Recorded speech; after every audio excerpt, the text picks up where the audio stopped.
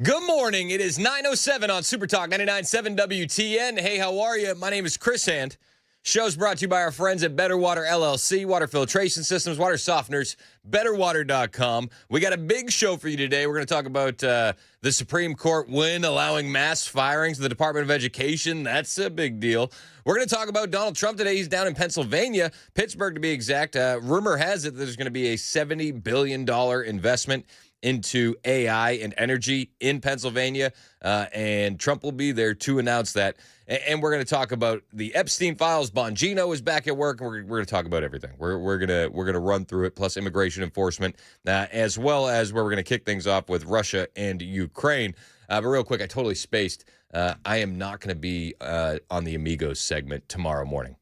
Can you remind me to tell Dan, Joan, that I'm not going to be on the Amigos? Okay, but why aren't you going to be there? Well, we got so many likes on the YouTube channel that I got kids in camp all week. Oh, and I see. So my oldest son Brooks, he said, hey, can you drive me to camp tomorrow? And I wasn't going to say no. You can't say no. I wasn't going to say no. So I'm on camp duty tomorrow.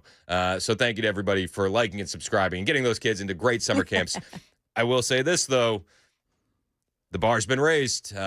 Bishop had a great birthday. Brooks's birthday's coming up at the end of August, and I told him, I said, if you want a good birthday, we're gonna have to get those likes up. We're gonna have to. Otherwise, it's just gonna be hand-me-down presents.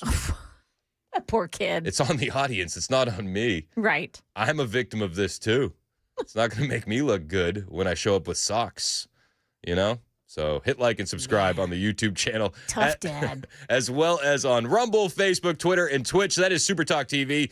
A lot to cover today. Let's not waste any time. Yesterday, we had the Secretary General of NATO inside the Oval Office at the White House, Mark Rutte. You may remember him as the man who refers to Trump as Daddy. Remember that?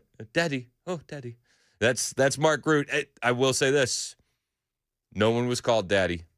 During this meeting. There was no spankings during this one, a la Zelensky. But they were talking about Russia and Ukraine. Donald Trump saying he's very unhappy with Russia.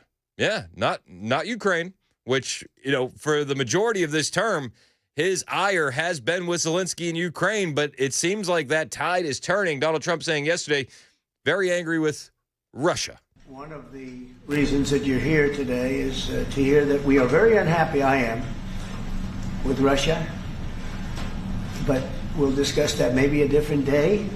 But we're very, very unhappy with them, and we're going to be doing very severe tariffs if we don't have a deal in 50 days. Tariffs at about 100%. You'd call them secondary tariffs. You know what that means. But today we're going to talk about something else. And as you know, we've spent $350 billion approximately on this war with Russia and Ukraine, and would like to see it end. It wasn't my war, it was Biden's war. It's not my war. I'm trying to get you out of it. Yeah, okay, so the deadline is there. Red line in the sand. 50 days or you're going to have 100% tariffs. He said secondary tariffs, and he said, you know what those are. Secondary tariffs are additional tariffs that are imposed on goods imported from a third-party country. So if Russia was routing stuff through another country trying to get around those tariffs, well, they'll penalize the country that does business with the country facing the primary tariffs. So there's no getting around these tariffs. And the deadline's been set 50 days. And if there's anything that we can understand about Donald Trump, and especially in term two, when the man sets a deadline, he's sticking to it. He had more to say. And we want to see it end. And I'm disappointed in President Putin because I thought we would have had a deal 2 months ago, but it doesn't seem to get there. So based on that, we're going to be doing secondary tariffs if we don't have a deal in 50 days. It's very simple. And they'll be at 100%. And that's the way it is. It can be more simple. It's just the way it is. I hope we don't have to do it. Hope we don't have to do it. It couldn't be more simple. That's the way it is. Deal with it. Okay. So Russia has 50 days. 50 days to end the war, come to the negotiating table. Need a little bit more clarity on that point, but 50 days. Now, on the other side of that battle is Ukraine, and Donald Trump also made a promise to them to get them a lot more weapons, but the calculus has changed a little bit where we're not just going to be giving them a blank check like we did under Biden. No, these weapons are going to be paid for by the Europeans. Donald Trump said that this is totally a logical situation and scenario for it to be going down like this. You called me on Thursday that you have taken a decision. And the decision is that you want Ukraine what it needs to have to maintain, to be able to defend itself against Russia, but you do want Europeans to pay for it, which is totally logical. And this is building on the tremendous success of the NATO summit, the 5%, but also the decision to keep Ukraine strong and the decision to increase our defense industrial production. So based on that, that was Europe stepping up. This is again Europeans stepping up. So I've been in contact with many countries. I can tell you that at this moment, Germany massively, but also Finland and Denmark and Sweden and Norway, the United Kingdom, the Netherlands, Canada, they all want to be part of this. And this is only the first wave. There will be more. This is only the first wave. There will be more. And I don't know. It just sounds like this is going to be elongated and stretched out even more so than it needs to be. Now, Mark Rutte there, the Secretary General of NATO, the guy who calls Trump daddy, Mark Rutte said, we got to be able to make sure that Ukraine can maintain. Like, what are we maintaining? What are we maintaining? Thousands upon thousands of deaths every month on both sides. I mean, is this as bad of a deal as Biden had with Ukraine? No. Don't even get it twisted. It's not even in the same ballpark or arena. But is this the way to peace? I don't know. I wonder what you think. 615-737-9986. We're going to be sending more weaponry to Ukraine. We're not going to be paying for it. They're going to be paying us for it. But Donald Trump said it's going to be the best missiles, the best equipment, and Europe will pay for it. We make the best equipment, the best missiles, the best of everything. The European nations know that. And we've made a deal today, and I'm going to have Mark speak about it, but we've made a deal today where we are going to be sending them weapons and they're going to be paying for them. The United States, will not be having any payment made. We're not buying it, but we will manufacture it and they're going to be paying for it. So we're not paying for the weapons, right? We're manufacturing them. They're paying us for them. But what does that do when it comes to fears of World War III? I don't think Russia is going to be like, well, at least you guys didn't pay for them. Like, it could be way worse. I think that they're still going to be a little bit perturbed, wouldn't you? So where does it go from there? Trump said he wished that he had a deal a long time ago with Russia, and I think all Americans agree. We do wish that a deal had been ironed out before we got to this point, yet here we are. This is Donald Trump. We should have had a deal done a long time ago. But it just keeps going on and on and on. And every night people are dying. A lot of Russian soldiers are dying, by the way. And a lot of Ukrainian soldiers, too. But a lot of Russian soldiers are dying. A lot of people dying. Both sides. Again, that's one of Donald Trump's strengths. He does humanize the enemy. He doesn't demonize. And that's how you get your way towards peace, with humanizing the enemy. It's honestly one of his greatest qualities as president. But I wonder what you think about this. One of the things that he campaigned on was ending the Ukraine war, and it does sound like that's not in the cards currently. Harley in Chapel Hill, you're next on Super Talk. What's up, Harley? Hey, I just wanted to let you know you gave me one heck of a laugh a while ago. Oh, what'd I do? When you said that when Trump draws a line in the stand, he doesn't back down. That's why they called him Taco. Oh, got it. You're a Democrat. You're a Democrat. No, I'm an independent, but he is back down on everything. But the taco is is an absolute liberal talking point. Trump always cowards out. How did he? Hey, Harley. How did he cower out in Iran? In Iran. Yeah. He drew a line in the sand on a nuclear weapon. Do you remember what happened? It was all over the headlines. It's not been obliterated. It hasn't. Have you been there? No. I just want to let you know you gave me one heck of a chuckle with that line. Hey, man, you give me a chuckle with the reality that you're living in. Hey, remember when Donald Trump said that he was going to shut down the border and he didn't need new legislation to do it? Yeah. And I remember when the tariffs were going to go into effect and everything's going to be in 2 weeks. And he was going into war in 24 hours in Israel and in Gaza. Oh yeah. And in Ukraine. And oh man, there's more that he's not stood the line on than ever he has stood the line on. 6 months. That's funny. Hey, that's funny. How's your boy Biden doing? Is he worried about that autopen scandal? Because you know he fired his personal attorney. Biden. It sure sounds like it is. It sure sounds like it is. That's why y'all, anyone that disagrees or has any other train of thought, you automatically corral into your enemy, and that's not the way it is. No, you see, the difference is I actually give people a lot of time to talk with different viewpoints on my show, but the difference is that you called in and you tried laughing at me when I made a point. No, you came in. No, you came in with sarcasm and kind of being a punk. No, that was a factual statement that he never. TikTok. It's been how long? I'm gonna ban it in 90 days. I'm gonna ban it in 90 days. I'm gonna ban it in 90 days. Harley, you're the reason that TikTok needs an age limit, my man. You are the reason why TikTok needs an age limit. Thank you for the call. 615-737-9986. Donald Trump said that they had a deal done a long time ago in Ukraine. Every night, people are dying. A lot of soldiers are dying, Russian and Ukrainian. I don't know if the weapons going there is going to lead to peace. But Donald Trump reiterating this is not his war. This is Joe Biden's war. And he's not wrong. This is Joe Biden's war. Always has been. I do want to make one statement. Again, I said it before. This is not Trump's war.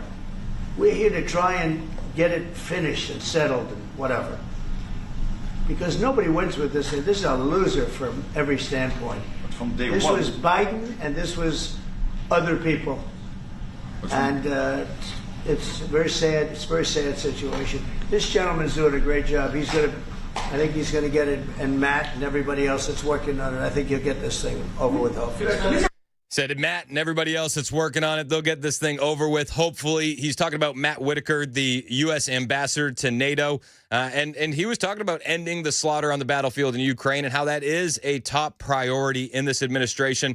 You know, we've been discussing a lot of issues circling this administration, and I think that it's important that while there are issues that are really big for the public, inside the White House, it's not as big, and I don't think the top priority for Donald Trump is Jeffrey Epstein currently. I think the top priority is going to be the border. The top priority is going to be the economy. And the top priority is going to be peace. Matt Whitaker made that point last night on Fox News. Ending the slaughter on the battlefield in Ukraine is the top priority. And bringing a ceasefire and then ultimately an enduring peace is the goal. And this package of sanctions certainly would be very strong. Now, I think the president's been pretty clear that the package needs to be at his discretion. It needs to be something that he can wield as appropriate and as necessary. But there is no doubt the way Russia continues the slaughter on the battlefield in Ukraine and continues to hit civilians in cities like Kyiv and Odessa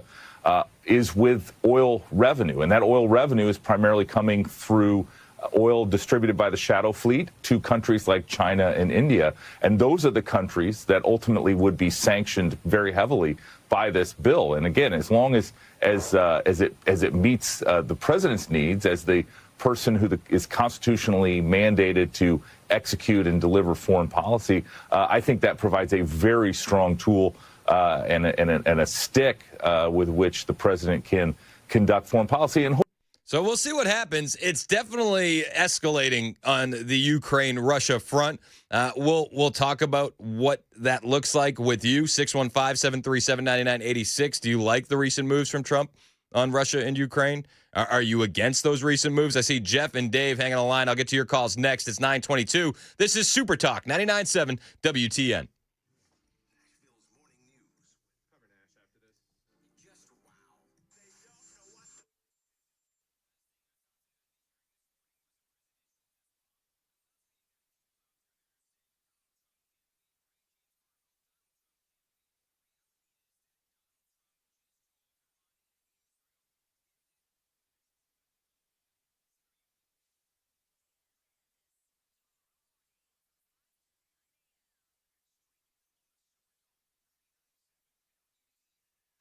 Hey, what's up? It's Chris Hand here from my friend Shane Ring over at Cover Nash. If you need health insurance or if you're paying too much for your health insurance, you need to talk to Shane Ring. Shane actually has a brand new option in the game that'll change everything for you. New plan on the market that's going to bring your deductible down to just $250. You heard me right. Not $5,000, not $8,000. Your deductible will only be $250. And the best part is, you don't have to wait for open enrollment to switch and start saving money today. That's a big misconception in health insurance. Oh, got to wait till open enrollment.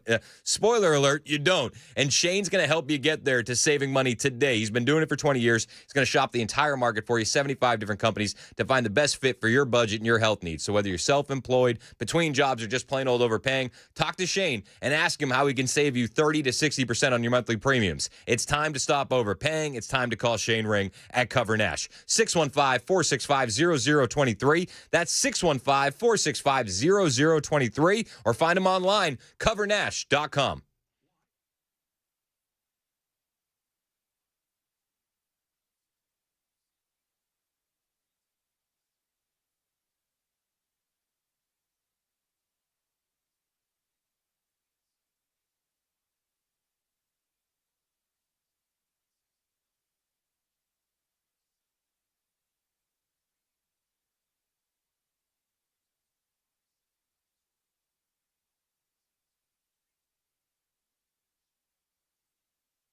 Are angels real or a figment of the imagination? Angel means messenger. Angel or angels are mentioned over 350 times in the Bible, and because all scripture is God-breathed, we know that angels are real and were created to glorify and to serve God. When Joseph doubted how Mary became pregnant and that she was to give birth to Jesus, an angel of the Lord appeared to him in a dream. "Do not be afraid. The child within her has been conceived by the Holy Spirit." Angels bring God's messages to people, protect God's people, offer encouragement, give guidance, carry out punishment, patrol the earth, and fight the forces of evil. But there are also bad angels. Satan is an angel of high rank and led many angels in a rebellion against God. Although angels are powerful, they are not to be worshipped. Learn more about good and bad angels by scanning the QR code.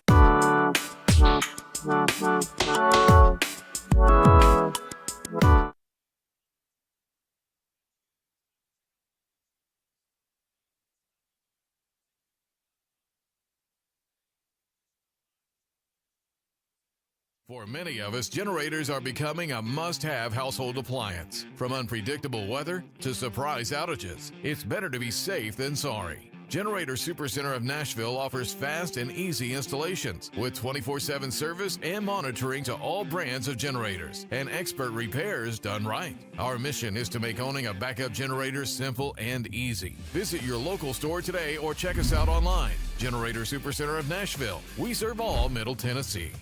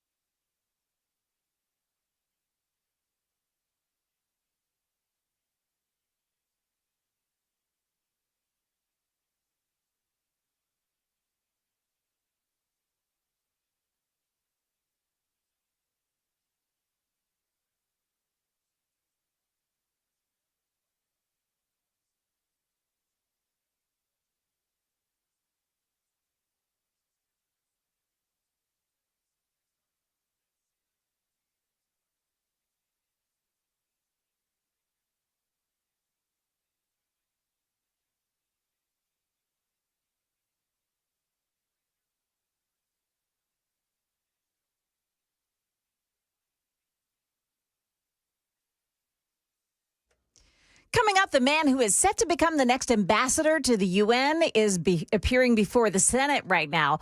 Also, a story that may have you going out and buying up some glue traps. We'll explain those stories at 9:30 here on Super Talk 99.7 WTN. Thank you, Joan Jones. 9:27 on Super Talk 99.7 WTN. My name is Chris Hand. Show's brought to you by Better Water LLC, water filtration systems, water softeners, betterwater.com. Hey, real quick, about 30 minutes ago, Donald Trump on Truth Social. Great deal for everybody just made with Indonesia. I dealt directly with their highly respected president. Details to follow.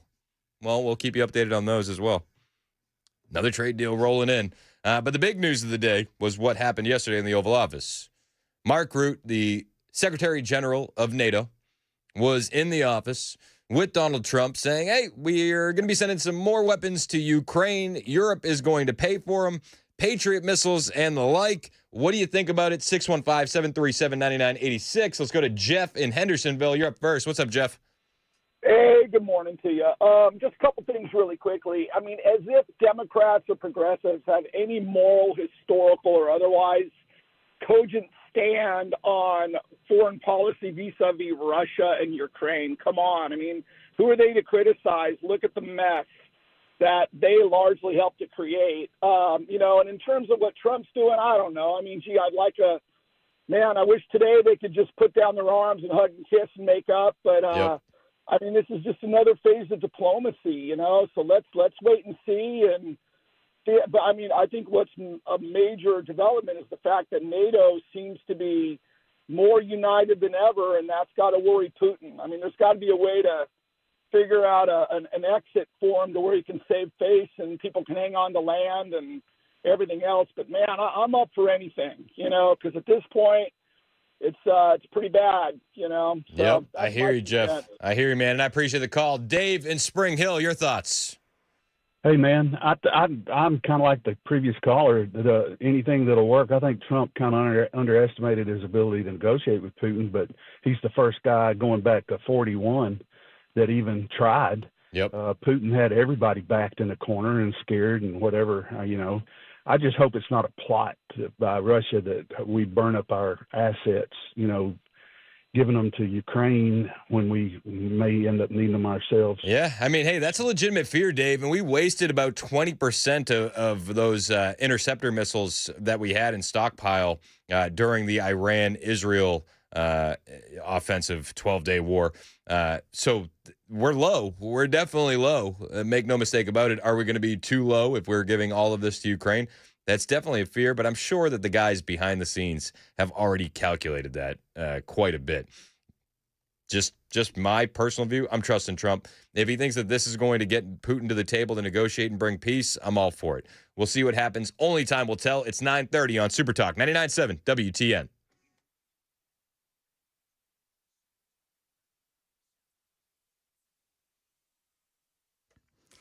Good morning, 9:30. I'm Joan Jones with your top stories. There are some traffic delays still lingering this morning, and they're massive. If you're traveling on 24 heading up into Nashville this morning or on Route 40 or make that Interstate 40, you've got some big delays because of an accident that continues being worked on this morning after the Eastern split. Be careful in that area. Vietnam Veterans Boulevard westbound, that's still a mess this morning because of an overturned tractor trailer just past New Shackle Island Road, exit 6. The left lane remains blocked off by that. And 65 northbound at Armory Drive, exit 79. There's a crash that takes out 2 right lanes there as well. In the news, Ghislaine Maxwell wants her conviction overturned, and she's asking the Supreme Court now to review the case. Maxwell says she was protected from prosecution by a clause in Jeffrey Epstein's agreement with prosecutors in Florida from 2007. The Department of Justice is urging the Supreme Court to reject that appeal. Former National Security Advisor Mike Waltz appears before the Senate Foreign Relations Committee this morning. He's there for a hearing on his nomination to be the ambassador to the United Nations. It is expected he'll be bombarded by Democrats on the committee about inadvertently adding a journalist to a high-level signal chat about military strikes in Yemen. That's what led to his dismissal by President Trump. A Coffee County Sheriff's deputy has been fired after a drunken fight with police officers over the weekend. Police were called to Sportscom in Murfreesboro Saturday, where several people were holding down 32-year-old Miles White. WSMV4's Tracy Cornett. They said he briefly struggled with officers. He was charged with public intoxication, resisting arrest, and assaulting a first responder. The Coffee County Sheriff's Office says White was off duty at the time. They fired him after his arrest. White was booked into the Rutherford County Detention Center. It's been hot and wet, which is just the weather that prompts brown recluse spiders to try to get inside your home. Jeff Williams with Integrity Pest Control tells WSMV4 that he's seeing more of the dangerous little creatures. Clutter, boxes, those are great homes for spiders and other insects as well. One is too many in most cases. And he says glue traps are your friend. That is the latest news. Weather is up next. I'm Joan Jones, WTN News.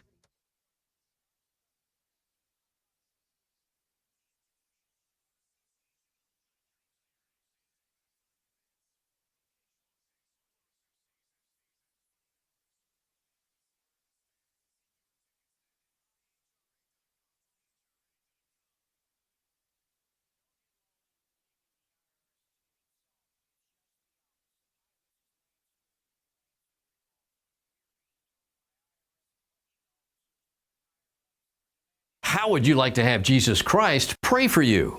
Did you know that Jesus Christ does pray for you if you're a Christian? Hebrews 7:25 says, "Therefore he is able also to save forever those who draw near to God through him, since he always lives to make intercession for them." In Scripture, intercession means to pray on behalf of. Jesus Christ is your advocate. An advocate comes to our aid or pleads our case to a judge, offering support and counsel and interceding for us when necessary. In other verses, Jesus calls the Holy Spirit our advocate. Just like you talk to yourself, when Jesus talks to himself, it's prayer. The Bible says no matter what you go through today, next week, or next year, Jesus is praying for you if you have trusted him as your Savior. He's on your side.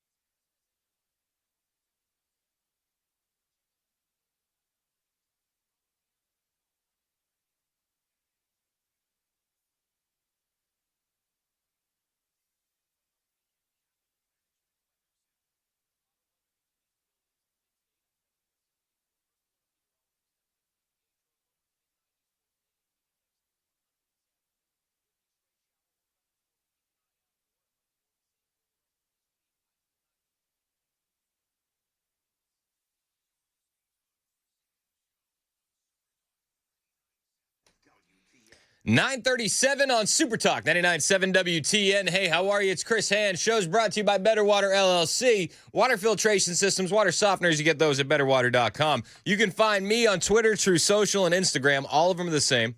At Chris Hand on air. Hit the follow button. Appreciate it when you do so. We got a lot going on today.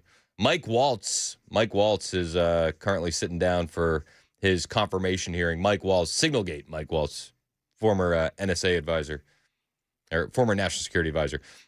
He's been removed, and now he's going to be the UN ambassador, so they're starting his confirmation hearings. Should anything juicy come out of that, we'll definitely bring it to you here first, because I'm sure that there is a Democrat just grinding their teeth right now, ready to ask about Signalgate, and that's going to come up. So we'll monitor that behind the scenes, and should anything become available, we'll bring it to you. Also happening today, Donald Trump is going to be in Pennsylvania to unveil a $70 billion investment into AI and energy. KDKA in Pittsburgh has it like this. President Donald Trump will be on campus later today for the first ever Pennsylvania Energy and Innovation Summit. We know he's supposed to arrive around 2:30 this afternoon, along with multiple other people who are notable. We're talking about several cabinet members, as well as Pennsylvania Governor Josh Shapiro, and world leaders in energy and AI for more than 60 companies around the world. Now, this event aims to highlight Pennsylvania's potential to lead the artificial intelligence revolution. So ahead of today's summit,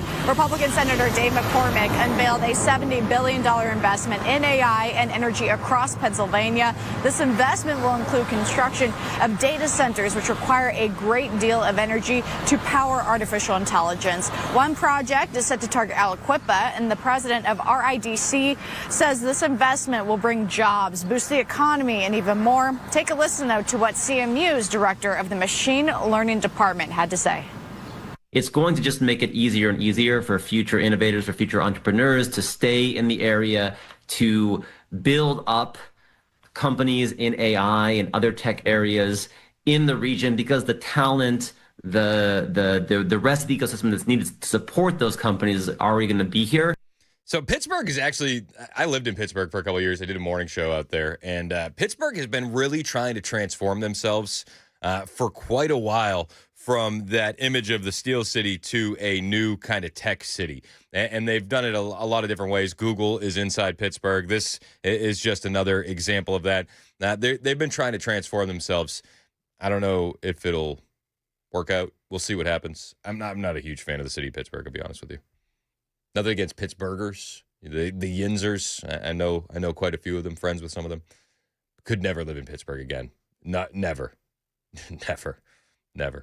So that's going on today, too. As that kicks off, we'll bring you some of that audio live here on Super Talk 99.7 WTN. We've been talking about what's going on with Russia and Ukraine. I got a lot of people waiting on the line that want to weigh in on that. Let's go to Mike in Nashville. What's up, Mike? Okay, yeah. How you doing, Chris? I got a couple of thoughts about that. First of all, I support Donald Trump.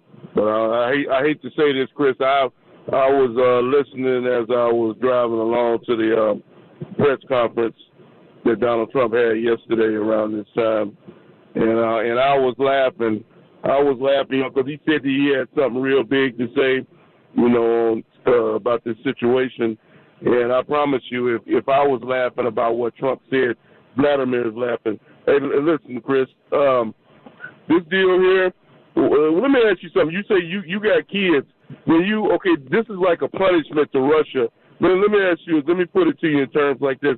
If your kid doesn't behave and he does something that you don't want him to do you tell him that he has 60 days to improve his behavior, or you're gonna do something severe to him? Yeah, no, I get what you're saying. You kind of wish that the sanctions were starting today. They need to start today. Vladimir Putin is a dangerous man. This guy here can't be trusted. Lozinski has been saying that for years. Donald Trump is saying that yesterday he said that he was insulted he's been making phone calls, and Vladimir's talking Mr. Nice Guy on the telephone, and then as soon as he hang up the phone, he says that Melania tells him that Russia has just bombed another area in Ukraine. See, this guy here can't be trusted. You got to remember, Chris, this guy used to be a part of the KGB. Yeah. Donald Trump didn't want to say it yesterday. This guy here is a trained killer. Yeah. That's what he was trained to do. Yep. And let me ask you another question.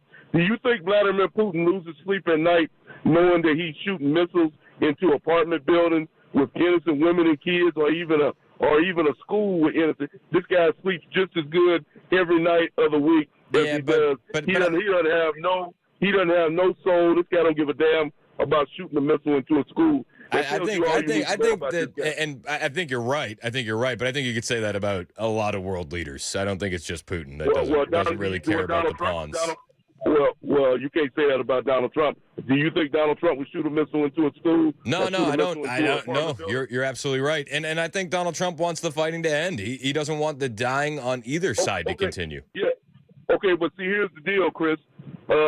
Here's the deal. Okay, now, the president of Israel, this man here says he wants peace. How many times has this guy been to the White House in the 6 months that Donald Trump has been there? This guy actually wants peace with Iran. Now, I'm going to ask you another question. How many times has Donald Trump sat down at the table with Vladimir? Or, like I said, I don't even know if Vladimir is allowed to enter the United States. He'd probably be arrested if he ever came. But have you seen Vladimir try to even make any kind of a deal whatsoever? Zelensky is trying to make something happen. He came to Washington several times. Vladimir Putin is the missing piece in this puzzle. Here's one, and I don't. He doesn't want peace. He only wants Ukraine. I don't completely disagree with you, but I will say the difference is with Ukraine and with Israel. Every time they've come, they've been asking for things.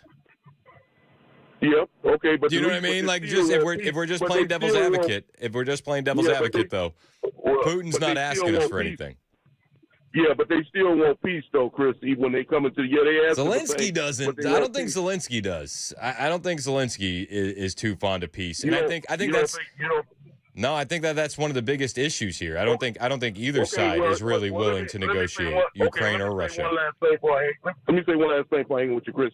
I know you got all called. Well, here's the deal, Chris. Vladimir, he's not happy with the U.S. sending this type of equipment to Ukraine because the war would have already been on. Anybody in their right mind know that Ukraine is outmatched. The only reason they're still in this war is because of the U.S. help and NATO's assistance with military equipment and money. Okay, now here's the problem. If Zelensky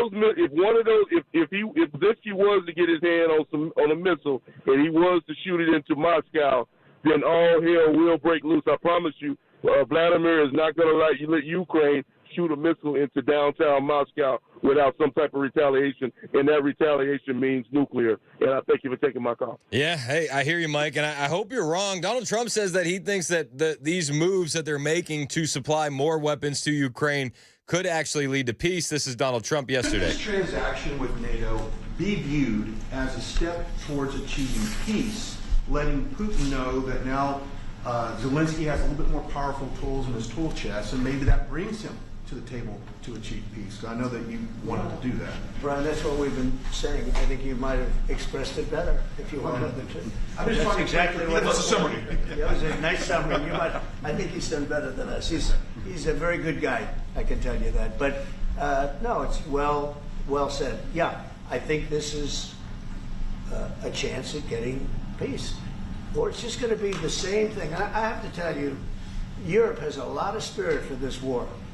A lot of people, when I first got involved, I really didn't think they did, but they do.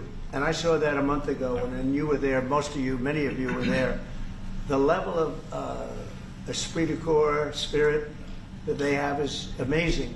They really think it's a very, very important thing to do, or they wouldn't be doing it. Look, they're agreeing to, they're paying for everything. We're not paying anymore. We have an ocean separating us. I said, we have a problem. We make the best stuff, but we can't keep doing this. And Biden should have done this years ago. He should have done it from the beginning, but he didn't. He didn't know he was there. This guy, what a horrible job they did to this country. And he's not wrong. He's not wrong. Now he says, we have an ocean between us. You got to pay for these weapons in Europe. Things are changing. Biden messed this entire situation up. He did. Completely messed it up. He said something there though in the middle that I kind of want to go back to real quick. I think he's done better than us. He's a very good guy. I can tell you that. But no, it's well said. Yeah, I think this is a chance at getting peace. I think this is a chance at getting peace. Or it's just going to be the same thing. I have to tell you, Europe has a lot of spirit for this war. A lot of people, when I first got involved, I really didn't think they did, but they do. I think that's another interesting tidbit there, and if you blink, you miss it. But Donald Trump is coming to the table and saying, yeah, new information has changed my mind. New information has changed my mind. I like that. He's admitting on the world stage next to the Secretary General of NATO, yeah, I was kind of wrong. I didn't think Europe wanted anything to do with this, but they do. They do. I like that kind of honesty. I do. I'm a huge fan of that. But they say ending the slaughter on the battlefield in Ukraine is the top priority. Bringing a ceasefire is the top priority. Putin now has 50 days. 50 days. That's the line in the sand for a peace deal. And then what happens next? I don't know. Makes you bite your nails a little bit. I mean, we've definitely been fighting a proxy war with Russia. You can absolutely make the argument of that, especially while Biden was in office, and yet it continues. So I don't know, man. I go back to something I said when Biden was sending he sent long-range missiles to Ukraine that could fire directly into Russia, and I made a point. I said, which U.S. city are you willing to trade for Kyiv? And I kind of still feel the same way today. If this was to scale out into World War III, which U.S. city would you trade for Kyiv? Is this still our fight?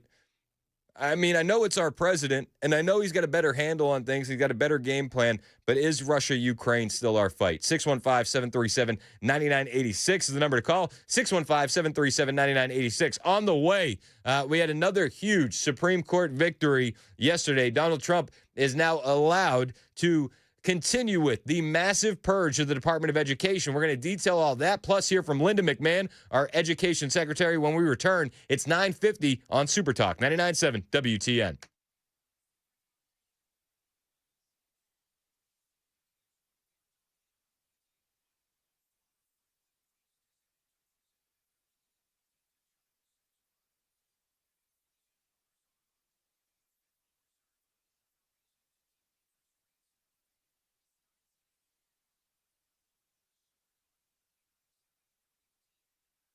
Is back pain, knee pain, neck pain running your life? Is it ruining your life? Are you tired of it? Well, listen up, because this could change everything. My name's Chris Hand, and I'm here for the Wellness Institute of Nashville. I want to tell you about the Big Daddy Trump special. Yeah, they're always doing great specials for you at the Wellness Institute of Nashville. This is the latest one. Just $12. You heard me right, $12. We'll get you a full exam, x-rays if needed, a well-explained diagnosis, and your first treatment for only $12. Dr. Mitchell and Dr. Ashley aren't going to give up on you, just like President Trump never gave up on America. And their patients say it all the time. They'll be like, why didn't I come here first?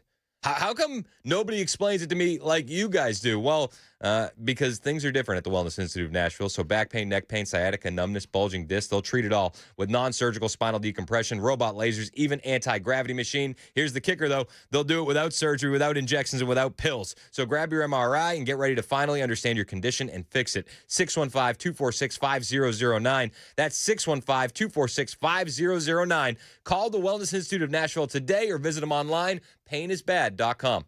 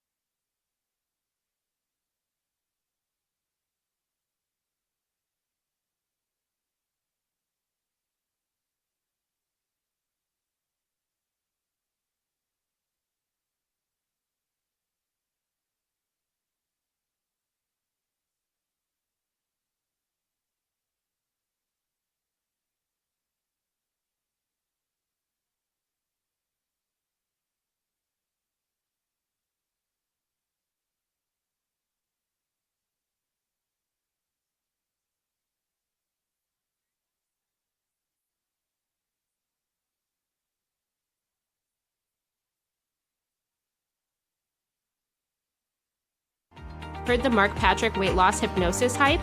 Well, I attended because my father stopped smoking. I lost 70 pounds and my friend lost 20 pounds in the first 2 months. Wow, what are you waiting for?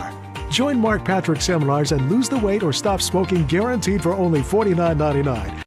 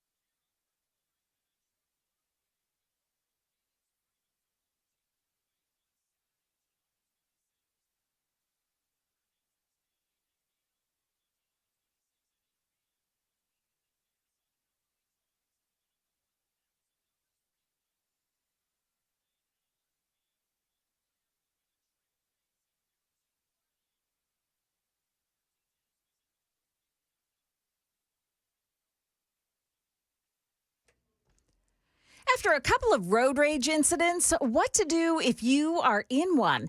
Also, the one big ticket item that is not affected by tariffs after all. That's coming up here at 10 o'clock on Super Talk 99.7 WTN. Thank you, Joan Jones. 9:55 on Super Talk 99.7 WTN. Remind me to never ask this audience what American city you trade for Kyiv again, because you get all sorts of answers. I'd trade Baltimore, says 7574. Memphis, says 4702.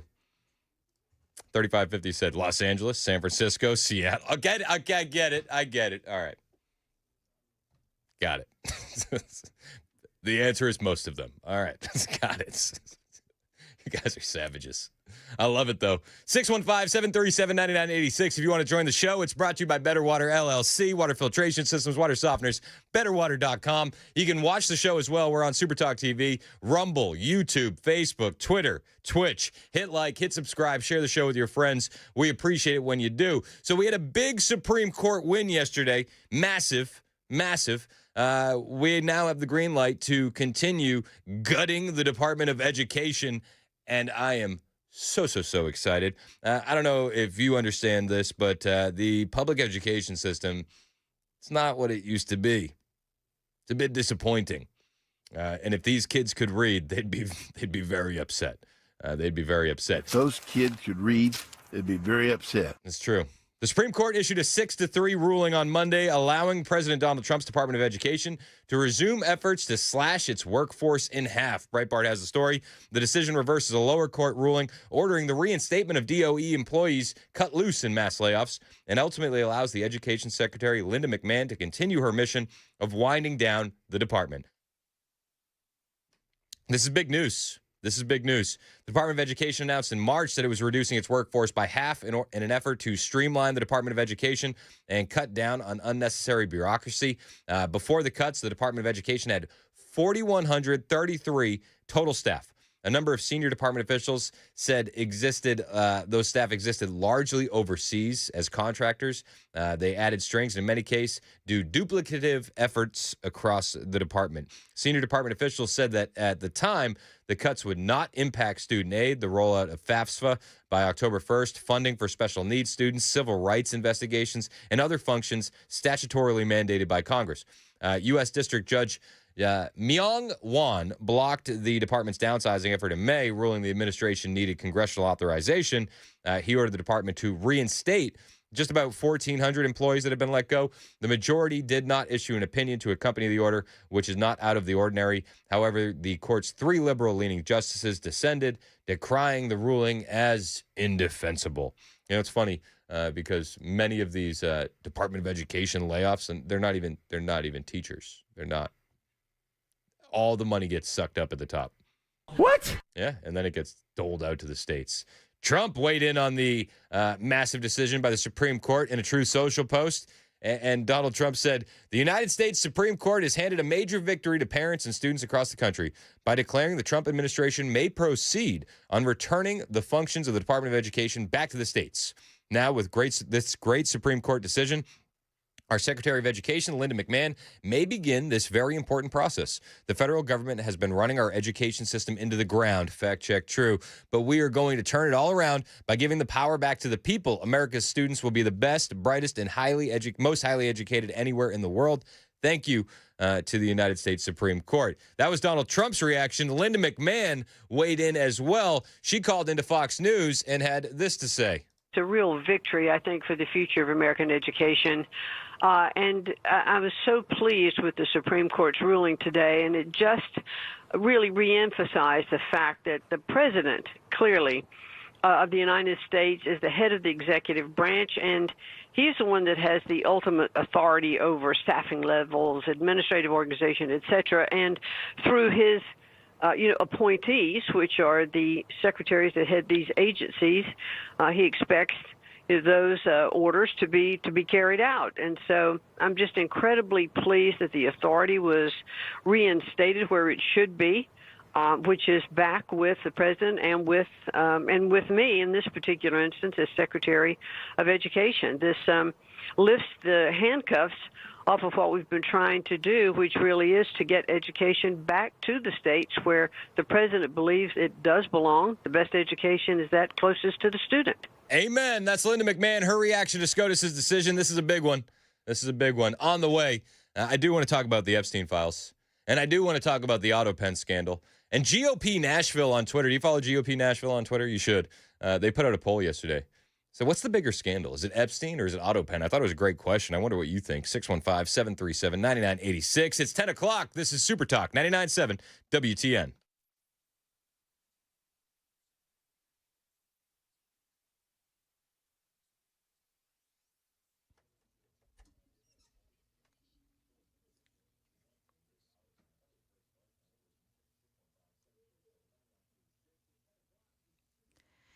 Hello there, it's 10 o'clock, and I'm Joan Jones with your top stories. Want to let you know that there are still quite a few delays this morning to get around for drivers in Hendersonville. Big problem on Vietnam Veterans Boulevard, the westbound side. It's still an overturned truck that's stuck in the median this morning just past New Shackle Island Road, and the left lane is blocked off because of it. There may be delays on the eastbound side as well. Folks are looking over at that accident. Percy Warner Park, it's Old Hickory Boulevard.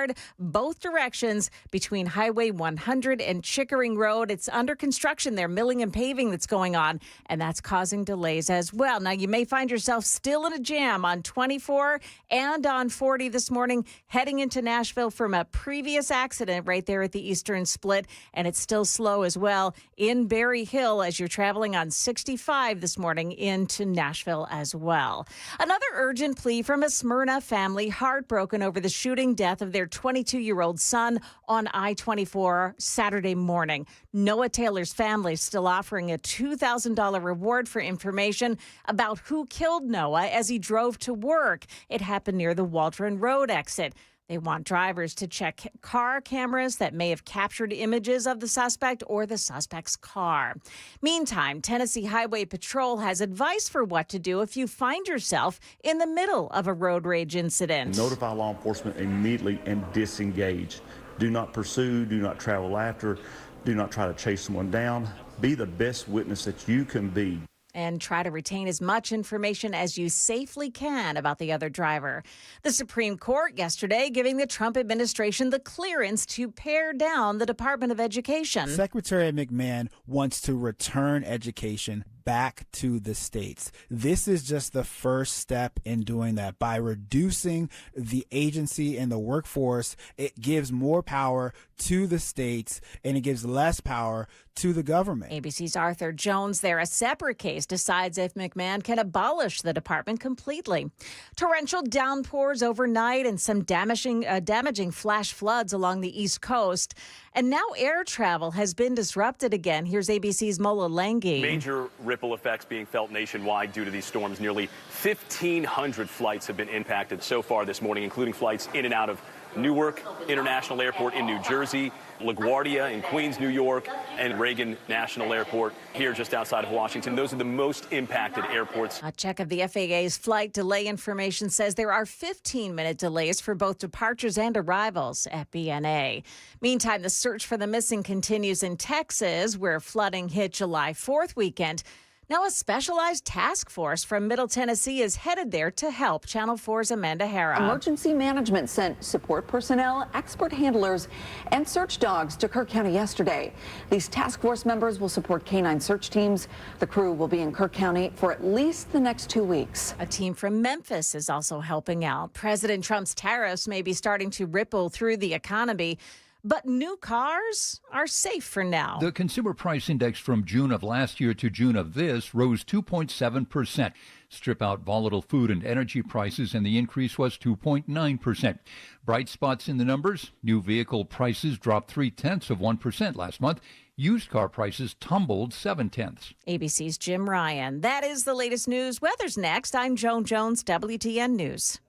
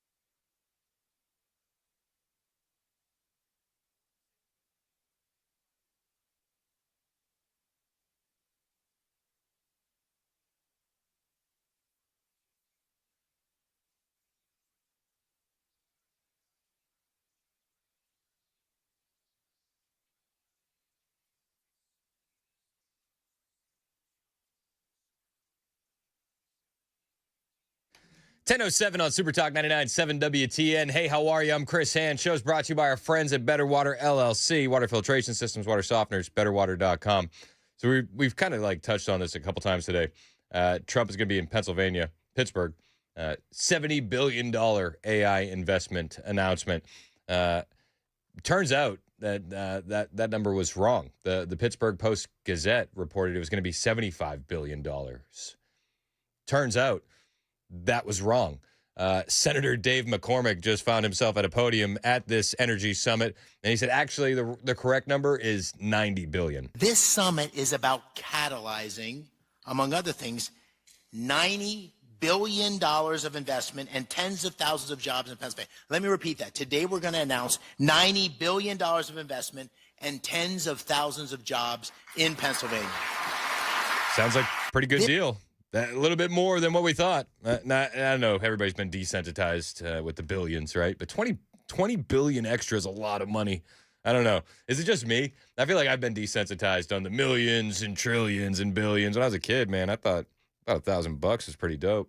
But now I'm like, no, I need something a little bit more than that. Are you ready for that Marty McFly, $50 for a Pepsi situation? Yeah, that's what it feels like. It feels like that's where we're going. But yeah, so yeah, I'm desensitized to all that. But hey, we do have some chatter on Epstein and some chatter on the autopen. And I asked this question before the break. What do you think is the bigger scandal? Is it Epstein or is it autopen? 615-737-9986. GOP Nashville on Twitter put that poll up yesterday. And I believe that their vote ended up saying that autopen was the bigger scandal, but I would pose the question to you. I don't actually have an opinion on which scandal is bigger. I think you could make the argument in both cases 100%. Which scandal is bigger, autopen or Epstein? 615-737-9986. Charles in Baxter, what do you think is the bigger scandal, autopen or Epstein? Gotta say autopen, Chris. I just think that if other people made decisions and they signed they basically made the decision and got the signature. That's pretty rough when you're the commander in chief. You're supposed to be making those final decisions. Yeah. The Epstein file. I think I get it, but I don't, because the guy's dead, and so why are we even talking about it anymore? Are we just wanting to pin some names on the clientele so we can go after them and prosecute them? Or yeah, hey, what 100%, 100%. I want perp walks, and if the good Lord was to allow it for the people that did those kind of heinous crimes, wood chipper feet first. That's what I would advocate for personally. But no, I think it needs to be exposed. Which leaders were blackmailed? How did the blackmail operation work? What were the goals of the intended blackmail operation? I think that there's a lot more info that needs to come out about Epstein in order for us to have any idea on what exactly it was. Okay, so I've heard your comment. I've heard you talk about Pam Bondi, and I know what your, I guess your perception of her is. I'm not a big fan either, but do you think the reason that we're not getting those names is because there's some people that might be in power right now? Not Trump. No way Trump. But maybe some of the people that he kind of likes, maybe they're on that list. Do you think that's why she's not releasing it? You think that's it? I definitely think that could be worked into the calculations, and I have heard rumors that people are worried about individuals in Trump's orbit or big-time conservative or MAGA donors being on the list, and I think that's definitely a possibility. I also don't think that there's going to be a lot of names on the list that have nothing to do with the actual crimes that were taking place, and I think that might factor into it as well. But Alan Dershowitz was on the list, and he said, guys, I want all of it to be released. Like, you should want to clear your name if you've been rumored to be on this list. Yet a lot of the people that are rumored to be on the list have been quiet as a church mouse when it comes to clearing their name. Yeah, and I heard that. I heard you talk about that last week, I think. So, yeah, okay, I get it. Yeah, that's fair. Just one other quick point. You know what? I'll take that $20 billion. That's a lot of money. It's a lot of money. It's a lot. But is it just me? Yeah, do you feel like we've all been desensitized to how much money that is? No, because right now I'm kind of whining right now. I've got a sick baby at home, a dog, that's going to cost me about $14,000. after I get done with the veterinary specialist. So, you know, 20 billion would really be kind of, heck, I just take the 14 grand. To me, that's a lot of money. Man, you got a bigger heart than I do. I'd be like, 14 grand. How much is it to put the dog down? I'm just being honest. No. That's not an option. She's only 8 years old. If I could send you a picture, you'd understand. Oh, well, text it to me. 615-737-9986. I appreciate the call, Charles, as always. On the autopen front, we have had some new news. Biden told the New York Times that he did not individually approve many of the names that were pardoned via the autopen. Yep, I don't know why he said it either. Nobody does. Apparently, his handler must have walked to the bathroom during this part of the interview. But former President Joe Biden admitted to the New York Times that he did not individually sign off on each of the pardons issued via his autopen signature to batches of criminals at the end of his term, though he reportedly delegated that to the criteria to his staff. In the final months of his term, Breitbart has it like this: Biden issued 4 large sets of pardons, 3 of which were categorical clemency actions covering large swaths of people, the Times noted on Sunday. Per the outlet, Biden approved the standards to give out categorical pardons to the criminals in his final months in office, but the staff ultimately ran a final list of names that supposedly met the criteria through the autopen, and it had been revised after Biden changed the requirements. They say Mr. Biden did not individually approve each name for the categorical pardons that apply to large numbers of people, he and his aides confirmed. Rather, after extensive discussion of different possible criteria, he signed off on the standards he wanted to be used to determine which convicts would qualify for a reduction in sentence. And even after Mr. Biden made that decision, one former aide said the Bureau of Prisons kept providing additional information about specific inmates, resulting in small changes to the list. Rather than ask Mr. Biden to keep signing revised versions, his staff waited and then ran the final version through the autopen, which they saw as a routine procedure. Citing emails reviewed among the Biden team, the New York Times noted that then White House Staff Secretary Stephanie Feldman was in charge of the autopen. The emails indicate that Biden would say what the criteria were for the batches of pardons in meetings with top advisors, including Chief of Staff Jeffrey Zients, White House counsel Ed Siskel, who would then relay Biden's wishes to their assistants, per the report. The assistants would then reportedly craft accounts that would be reviewed by senior advisors like Zients and Siskel, as well as others in the meeting, and make their way to Feldman, who wanted written documentation of Biden's instructions. In one instance, January 19th, the day before Biden packs up and leaves, emails show that Zients personally gave his own sign-off on a last-minute draft summary minutes after receiving an email seeking its approval, according to the Times. Mr. Zients hit reply all. I approve the use of the autopen for the execution of all of the following pardons. This major revelation comes as questions continue to mount about Biden's cognitive acuity during his presidency, as well as the legitimacy of the pardons he signed. Donald Trump talked about this yesterday. Donald Trump thinks that this is the biggest scandal that we've had in the country in 50 to 100 years. Donald Trump, I think he has every right to feel this way. It's a massive scandal, and these pardons are a huge question mark right now. Look, the autopen, I think, is maybe one of the biggest scandals that we've had in 50 to 100 years. This is a tremendous scandal. And I know the people on the other side of the, see that desk, that Resolute desk? Unfortunately, he used it before me. You know, we have our choice of 7 desks. They're all beautiful, but I chose the Resolute, and so did he, unfortunately. He's just such a... I have to share the same desk as this guy. Can you believe it? Imagine the smell. But the people on the other side of the Resolute desk, I know them. Lisa, the whole group, and they're no good. They're sick people. And I guarantee you he knew nothing about what he was signing. I guarantee it. Yeah, I tend to agree with Trump. He didn't have any idea what he was doing. No idea. It's been a long time since Biden had an idea what he was doing. And when it came to those pardons, no. He didn't know what he was doing. I would argue that we could probably make the case that he didn't know what he was doing when he nominated Ketanji Brown Jackson to the Supreme Court. You could make the case. You could definitely make the case. But is the autopen a bigger scandal than Epstein? Mike in Mount Juliet, you're next on Super Talk. What's going on, Mike? Hey, how are you guys doing? Good, man. What do you think is the bigger scandal, autopen or Epstein? You know, that's a tough one, but the main concern with Epstein for me is I want to make sure that it's not still going on. I don't really care about anything else. If the kids are still being abused, and I mean, we got to stop it somewhere, or it's going to get really bad. Would, in your opinion, do you think it's still going on today? We don't know. I mean, there's no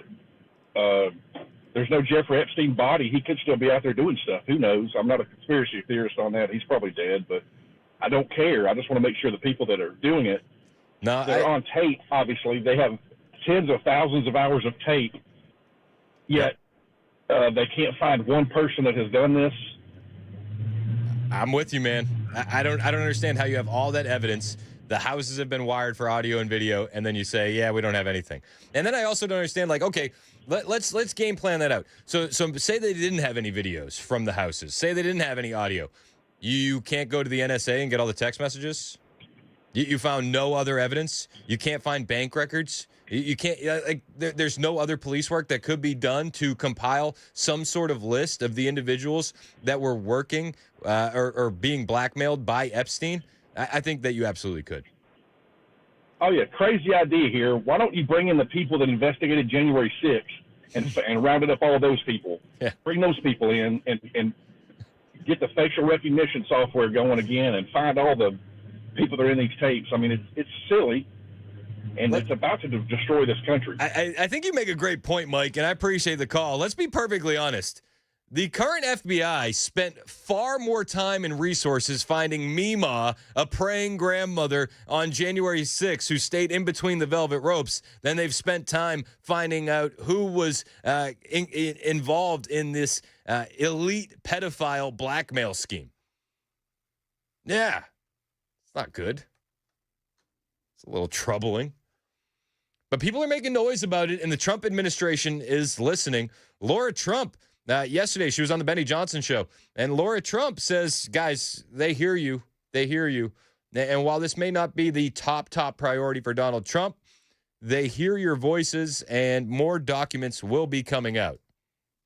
There will probably be more coming on this, and I believe anything that they are able to release that doesn't, damage any witnesses or anyone underage or anything like that, I believe they'll probably try to get out sooner rather than later because they hear it and they understand it. So hopefully we see that happen sooner than later. And I guess that would be my advice. But to everybody out there who's all worked up about it, there's no great plot to keep this information away that I'm aware of. I do just believe that maybe it's been slow rolled for reasons that hopefully we understand down the line. And I think we're probably going to get more transparency on it very soon. Well, I hope she's right. I hope she's right. Now, when she says there's no grand scheme to withhold the documents, you could argue against that, especially after what we saw yesterday. Ro Khanna, a Democrat, tried to force a vote to have all of the Epstein documents released. And do you know who shut it down? Well, that would be the GOP. I'll bring you that story when we get back. It's 1021 on Super Talk 99.7 WTN.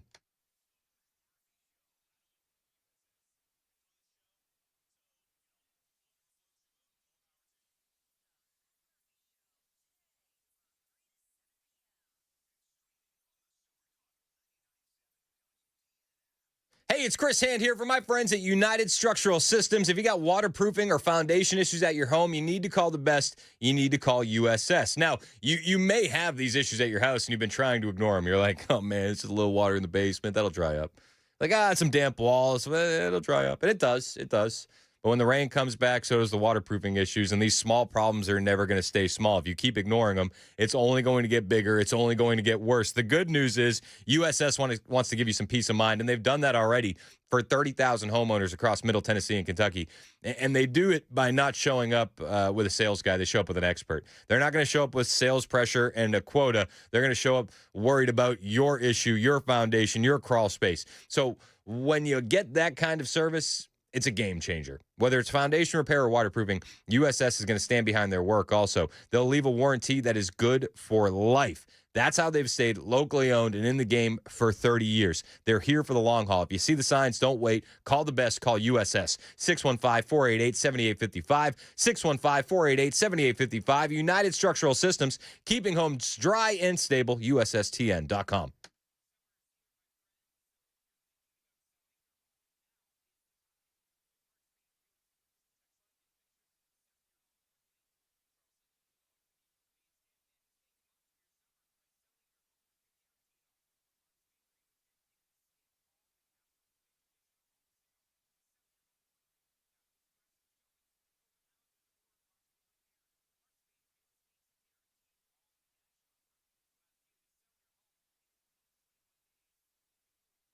Heard the Mark Patrick weight loss hypnosis hype?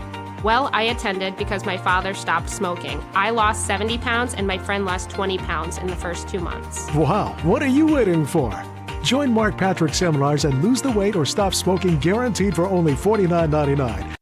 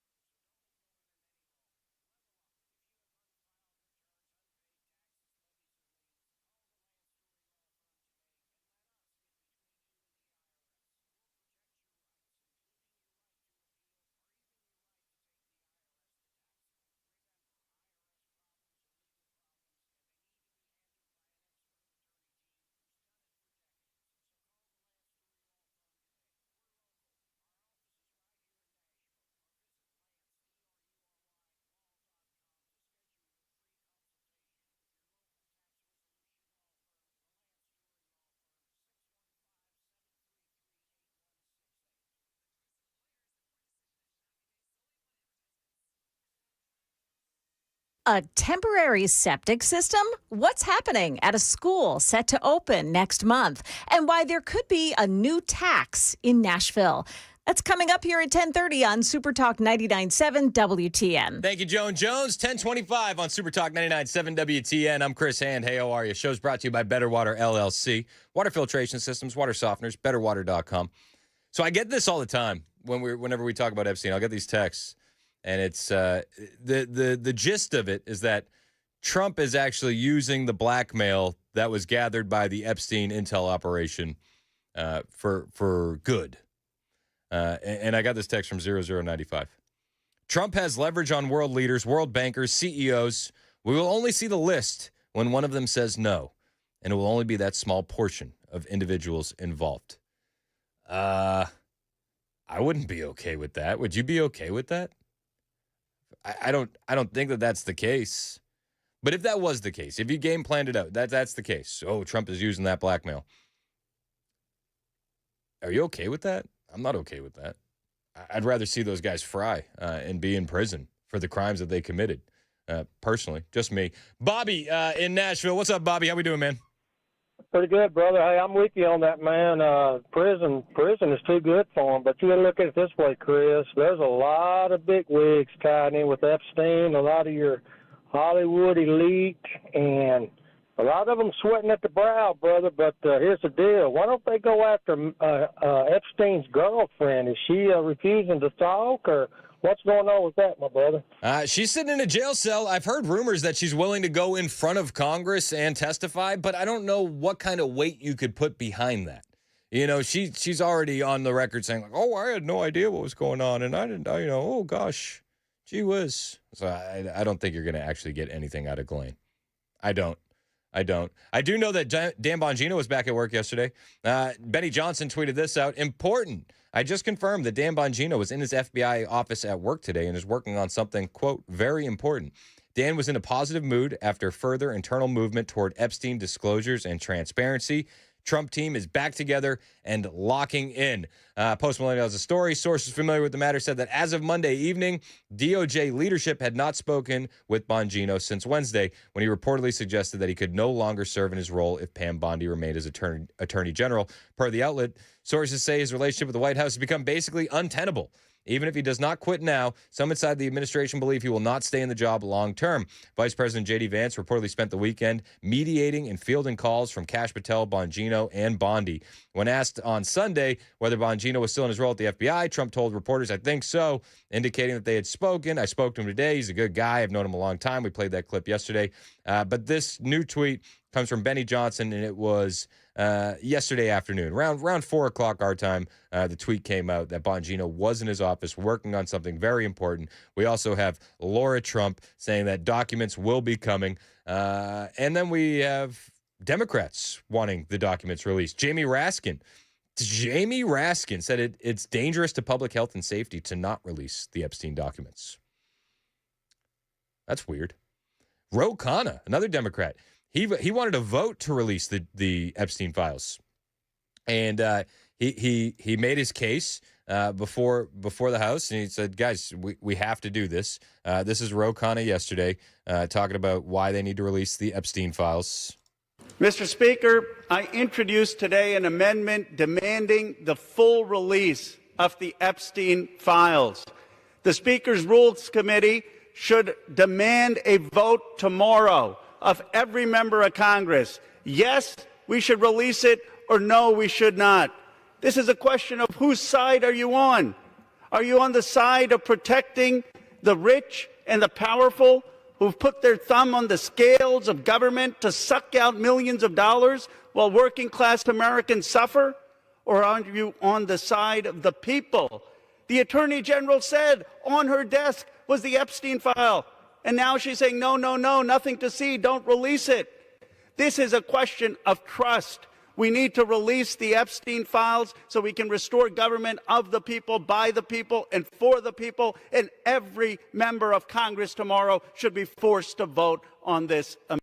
So every member of Congress should be forced to vote on this amendment, says Ro Khanna.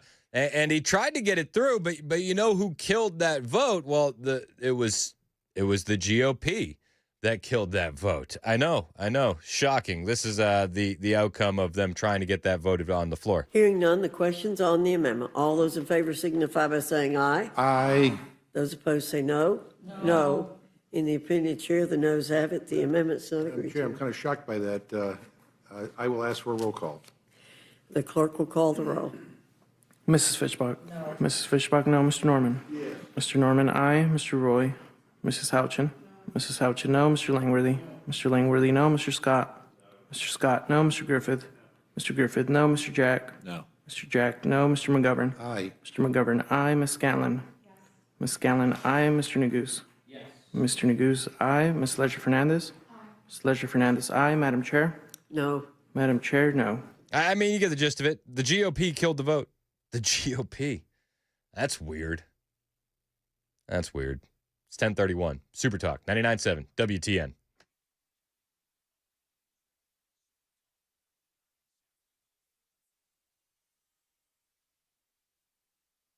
Hello there, I'm Joan Jones with your top stories. A hit and run in downtown Nashville last night, and now investigators are searching for a dark-colored sedan. This happened just after 10 o'clock last night at 4th Avenue South and Lafayette Street. The woman who was hit was taken to the hospital with critical injuries, but she's reportedly in stable condition today. Investigators are searching through video footage to identify the vehicle involved. Crews are putting the final touches on a new elementary school in Lebanon. But when LaGuardo Elementary School opens in a few weeks, the septic system won't be up and running. That's because the Tennessee Department of Environment and Conservation wanted more information before signing off on a permit. Chris Lauber is at Wilson County's Wastewater Authority. It's a surprise on our end that they didn't approve it, but TDECs to regulators, so they have the authority over what happens. When the school opens next month, leaders there will be pumping the sewage out of the building and onto trucks. They will haul it away to a nearby treatment facility. Metro Council is voting tonight on whether to expand Nashville's Central Business Improvement District to include the Gulch. The expansion would come with an added tax to pay for things like trash pickup, safety patrols, landscaping, and tourism support. There'll also be a public hearing on that issue tonight, giving neighbors a chance to weigh in before the final vote. That is the latest news. We've got your weather up next. I'm Joan Jones, WTN News.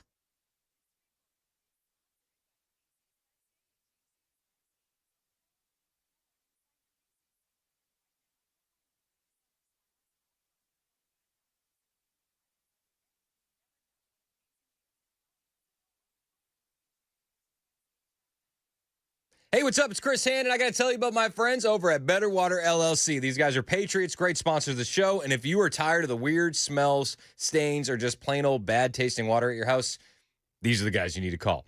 Think about it like installing a giant Brita filter for your entire home. Or you could scale it to just be under your sink. Or you could do it for your whole business as well.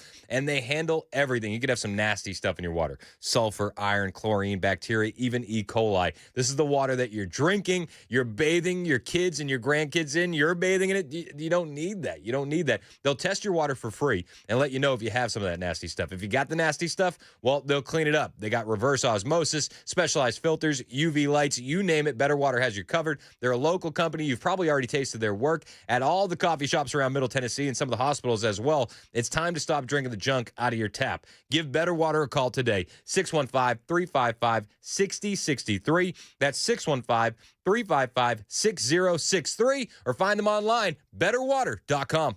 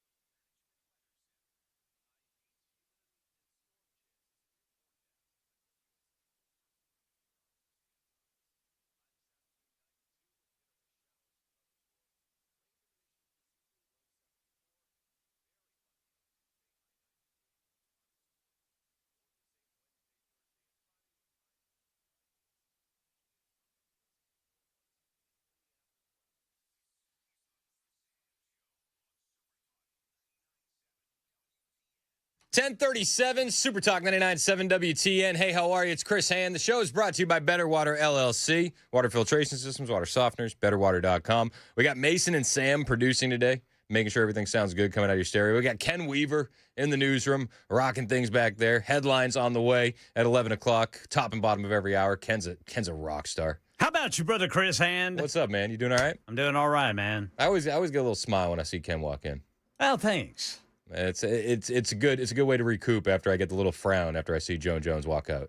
Who doesn't smile when they see Ken? I've been here a few weeks, and I'm like, man, he just makes my day. He's the best. He's the best. Well, little fellas are funny. Okay. I thought you were talking about us for a second. No. Wait a second. Hey, you guys want to talk about immigration enforcement? Sure. Turns out when you don't say surge the border, people don't surge the border. El Centro Sector Chief Gregory Bongino, who is running operations on the ground, he believes this is no coincidence. He says that the message is clear. If you're in the country illegally, you will be removed. And migrants, they're hearing it. Many, he says, are no longer willing to pay the cartels for a journey that ends in deportation. The chief saying that they're doubling down their efforts as assaults ramp up against agents and officers. Wait, what's that you say? If there's no incentive for the illegal aliens to stay, they don't come? Isn't that weird? I might have to fact check that because I thought they were coming for opportunities and a better life. But no, they're not. They were coming for the Gibbs. They were coming for the free stuff. Weird. There's more. To listen. It's not only at the border, but it's anywhere you go. There's no safe refuge if you're an illegal alien. And that word gets out. That's what we do here in Customs and Border Protection is we turn and burn. That means we go from one set of bad people and bad things right on to the next and the next and the next and the next. We're not going to quit. I'm not going to quit. Where my mindset is we're going to go even harder now. Let's go. And we're going to go in where we need to go into and do what we need to do, legally, ethically, and morally, of course, to ensure this mission is completed. Let's go. I'm here for it. Double down. There's no safe refuge anymore if you're an illegal alien. Fun fact, even if that safe refuge you had planned was above let's just say a Democrat governor's garage, that's also no longer a safe refuge for you. Do you remember when Phil Murphy, governor of New Jersey, said this? This isn't a trans case, but Tammy and I were talking about, I don't want to get into too much detail, but there's someone in our broader universe whose immigration status is not yet at the point that they are trying to get it to. And we said, you know what, let's have her live at our house above our garage. And good luck to the feds coming in to try to get her. I mean, who would know that she's above the garage, as you say it on the video. She's above the garage. That's a governor of a Democrat state. It makes my brain hurt. But there's no more safe refuge for illegal aliens, including above the garage at a governor's house. Now, I got a report here from Breitbart. New Jersey Governor Phil Murphy subpoenaed over comment implying he is sheltering an illegal alien. Good. Say stupid things, win stupid prizes. New Jersey Governor Phil Murphy was issued that subpoena over comments he made in February implying that he was sheltering an illegal alien in his home, according to a New York Times reports. I remember hearing this, and I'm like, what an absolute idiot. He's basically daring Tom Homan to come after him. Oh, video froze. My bad. Several people with knowledge of the matter told the outlet that the U.S. Attorney for the District of New Jersey, Alina Habba, was pursuing an investigation into Murphy's comments. And now, two of the sources have clarified that the FBI had sought to interview at least 4 witnesses in connection with the comments, while another person stated that Murphy had been subpoenaed. Yes, Murphy had been subpoenaed. Mr. Murphy said in February that he was prepared to house a woman whose immigration status was unclear at his family's home in Middletown, New Jersey. FBI agents have since sought to interview at least 4 witnesses in connection with the comments. 2 of the people said, with one adding that the governor had been subpoenaed but not questioned. Breitbart News reported during that discussion with Blue Wave New Jersey, Murphy indicated that there was someone in the broader universe of his life whose immigration status was not at the point that they were trying to reach. In the aftermath of those comments, a representative for Murphy attempted to walk back the comments, telling the New York Post that nobody had ever lived in the home under those circumstances. And it's funny because it's like, well, we have you on tape. But there's someone in our broader universe whose immigration status is not yet at the point that they are trying to get it to. And we said, you know what, let's have her live at our house above our garage. And good luck to the feds coming in to try to get her. I mean, that's not what I meant. That's not what I meant. I don't actually have an illegal alien living above the garage. I'm not actually daring the feds. You see, it's all performative. Maybe it is. But he has been subpoenaed. He hasn't been questioned yet, but he has been subpoenaed. Good. No more safe refuge, even if it's above a governor's garage. No more safe refuge in the United States, period. Illegal aliens aren't even paying the cartels to get them across the border. And when they do get here, if they find a job, well, fun fact, the feds are now working on that as well. Now, we talked to Scott Sapicki about this a couple weeks ago, punishing business owners who hire illegal aliens. I think it's something that needs to happen. I truly, truly do. And I think that if you had stiff penalties, harsh penalties, it would stop almost immediately and you would demagnetize your cities. In Arizona, the feds aren't waiting for the local government. The feds are now busting down doors and arresting business owners who hire illegal aliens. It's rather unusual for El Taco Loco, a taco shop near 67th Avenue and Indian School, to have their doors locked on the outside and an empty dining room on the inside. The West Valley Taco Joint also operates a bus in Goodyear and a food truck in Southwest Phoenix. Here at 55th Avenue and Baseline is where El Taco Loco's food truck typically stands. People in this area tell us this has really been a food truck staple of the South Phoenix area. People believe it may have been seized yesterday as part of a federal investigation, and because of that, it is not here today. And to that I say good.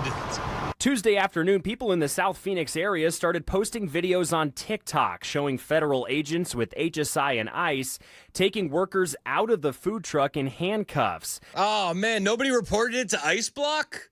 Nobody gave him the heads? Nobody? Oh, man. Man, had you only reported it to ICE Block, they could have got out of there. They missed an opportunity. And just a mile down the road, the home belonging to the taco shop's owner, Vladimir Angulo, also flooded with federal agents. It's one of 5 locations where HSI and ICE were investigating allegations of human smuggling and harboring of illegal immigrants. The U.S. Attorney's Office for the District of Arizona tells 12 News Angulo is in federal custody, awaiting charges related to this case. I'm excited. Right to jail, right away. Thank you. Thank you. About damn time.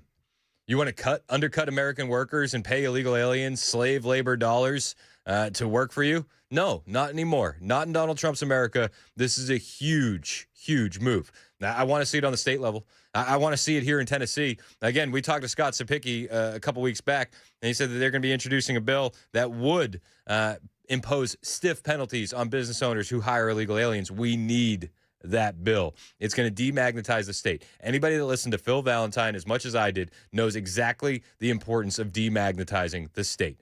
And that's a huge step forward. Now, in the meantime, as these ICE operations go on, we got a lot of Democrats talking a lot of crap about ICE agents, and they're using what happened in California to their narrative advantage. They're attempting to. In California, you remember there was a farm. A farm got raided. How could you raid a farm? It's the backbone of America. Well, it turns out it was a weed farm, so it's not like they weren't growing grapes. They were growing OG Kush. It's a little different. And then we find out that that same farm, well, there were kids working there.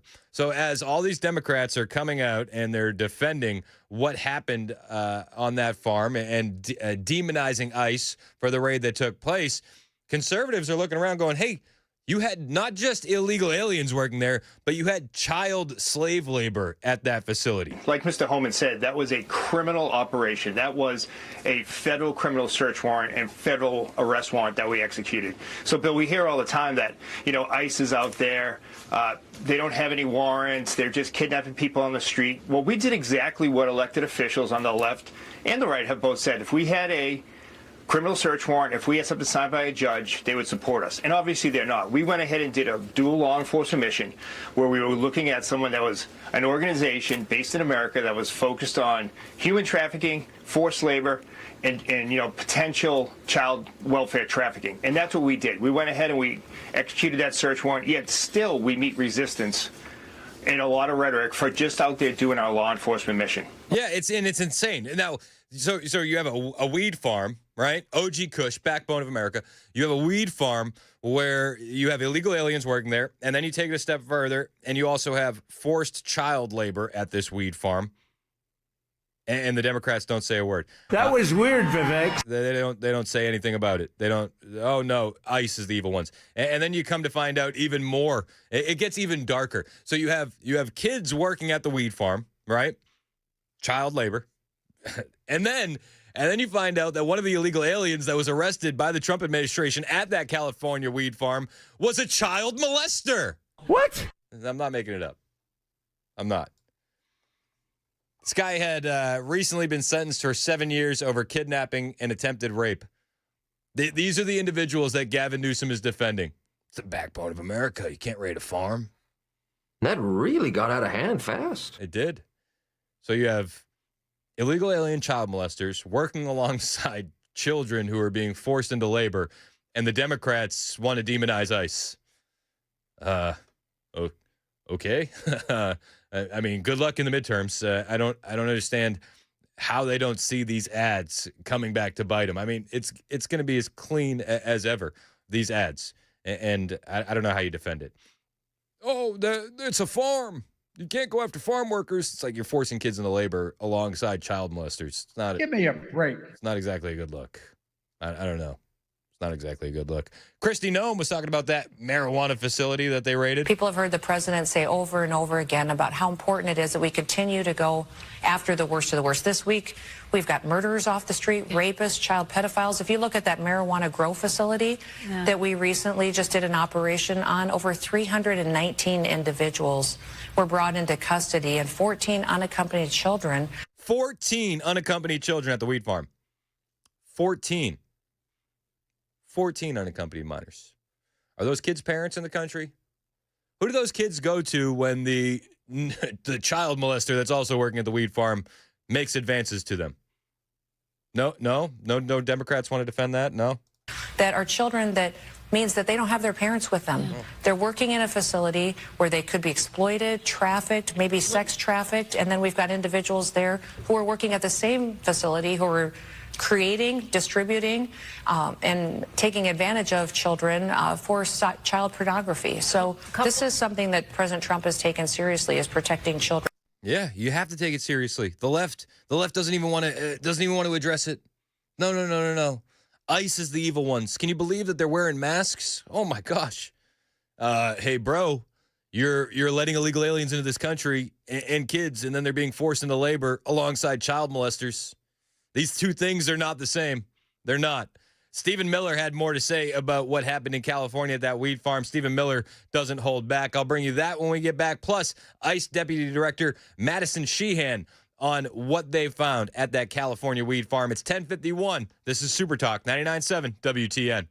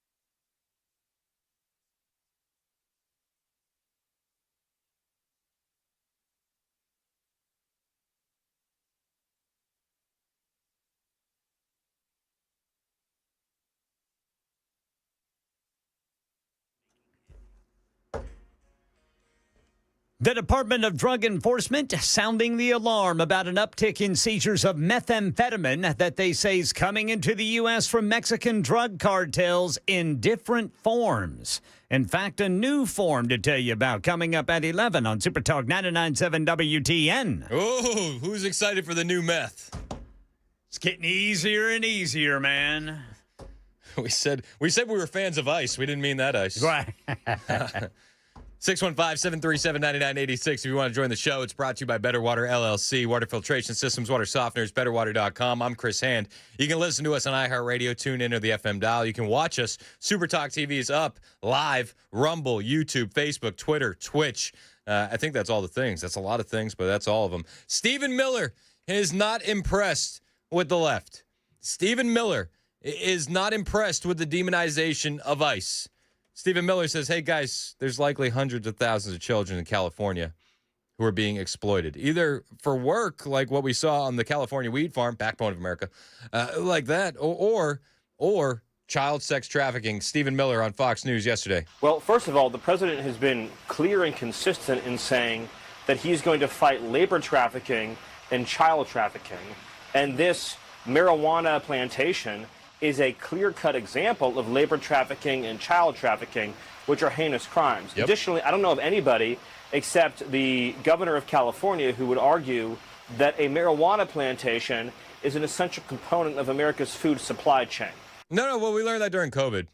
Weed is absolutely essential. It's weed and liquor. Weed and liquor. And I think strip clubs in some states were also... As long as you're wearing a mask. You got to, unless you're sitting down. Yeah. And everywhere you look in California, you see industrial child exploitation on a massive scale, an industrial scale. There are likely hundreds of thousands of children in California who are being exploited for their labor or sexually exploited as part of sex trafficking. This administration is liberating these children and helping reunify them with their parents back in their home country. What the Biden administration did with respect to child trafficking is one of the great crimes in human history. Over 500,000 children were illegally trafficked into the country under the previous administration. When we've gone and looked for these children, Martha, the addresses that the U.S. government provided, in other words, the records that the government kept under Joe Biden, are all fake. Nobody ever checked if the addresses were real. Nobody ever checked if the sponsors were real. Nobody ever checked if they were really even relatives or parents or relations or safe. We recently recovered a young illegal alien, for example, who had been raped repeatedly by the adult male that the Biden administration handed to her. She was under constant video surveillance and was coached exactly what to say if an officer ever knocked on her door so that she would never be rescued. This is awful. It's awful. This is the result of open borders for 4 years under Joe Biden. Thousands upon thousands of kids being exploited in this country, in America, in 2025. And the Democrats will still continue to demonize ICE, DHS, the Trump administration, as they work to fix the wrongs that were created by the previous administration. And they'll try to manipulate you with emotion along the way. But just remind them, thousands upon thousands of kids were brought into this country and exploited for labor, exploited for sex, and the Democrats didn't say a damn word. It's 11 o'clock. This is Super Talk, 99.7 WTN.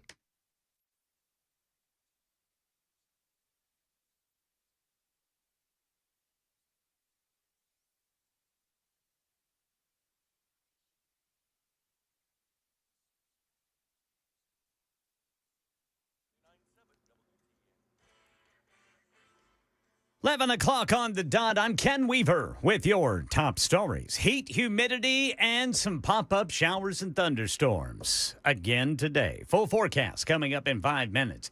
The Department of Drug Enforcement sounding the alarm about an uptick in seizures of methamphetamine that they say is coming into the U.S. from Mexican drug cartels. Authorities say meth is being hidden in other forms. Acting DEA Administrator Robert Murphy tells ABC News the agency's on pace to seize twice the amount of meth than it did last year. We get more from ABC News Chief Justice Correspondent Pierre Thomas. Meth disguised as watermelons. Other shipments secretly mixed with celery and onions. And now what Murphy says is a frightening new strategy by the cartels, turning meth into pill form. making it more marketable by taking away the stigma of injecting it or smoking it. Yeah, there was some promising news last year with drug overdose deaths falling nearly 27%, but we're still talking tens of thousands of lives lost. There were more than 29,000 psychostimulant deaths last year, which include people dying from meth overdoses. President Trump's tariffs may be starting to ripple through the economy. Economists' favorite inflation gauge ticked up last month. Consumer price index from June of last year to June of this rose 2.7%. You strip out volatile food and energy prices, and the increase was 2.9%. Bright spots in the numbers: new vehicle prices dropped 0.3% last month. Used car prices tumbled 0.7%. And this is Crypto Week on Capitol Hill, with lawmakers set to take up legislation on digital assets. Tennessee U.S. Senator Bill Hagerty tells the Dan Mandis Show that one bill, the Genius Act, would establish a regulatory framework for stable coins. I'm not talking about more speculative bitcoins here. I'm talking about stable coins, which are dollar-denominated digital assets that are backed dollar for dollar by U.S. Treasury securities. He says it positions the U.S. as the lead country in cryptocurrency. Hagerty expects the bill will pass the House, and it will be on President Trump's desk to sign by Friday. 20 days and 7.6 million miles later, the four-member crew that left Earth last month is back home. At an age when most Americans are considering retirement, 65-year-old Peggy Whitson is commanding space missions. This morning, she and 3 fellow astronauts splashed down in the Pacific. And thanks for the great ride and the safe trip. We are happy to have you back home safely as well. The just completed Axiom 4 mission to the International Space Station brings Whitson's total time in space to 695 days, more than any other American. Jim Ryan, ABC News. That's the latest news. Weather's next. I'm Ken Weaver, WTN News.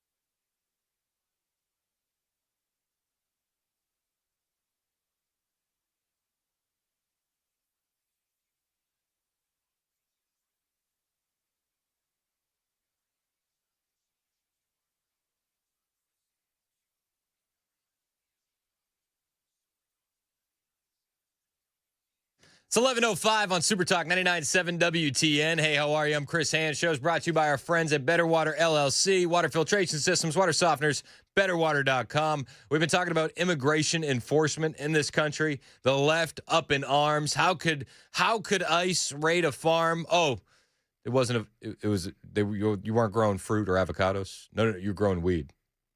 Oh, and it was staffed by illegal aliens and kids.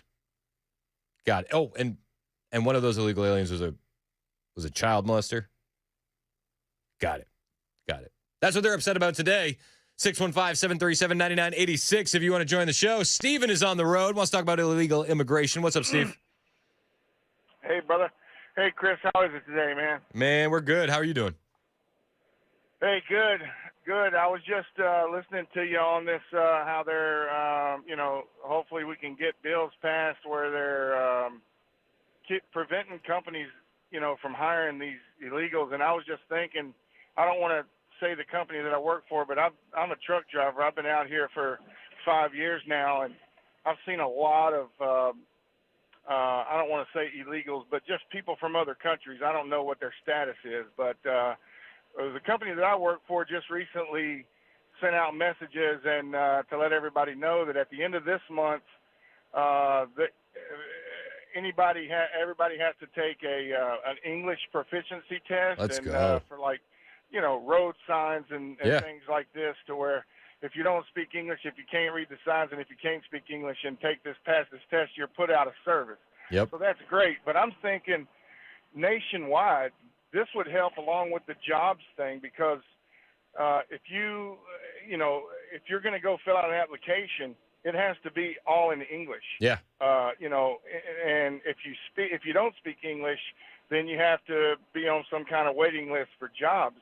I think that would help. I mean, just in general, every time we go somewhere, you see signs and you don't see any other language other than English and Spanish. You'll see something that'll say something in English, and then it'll say something in Spanish.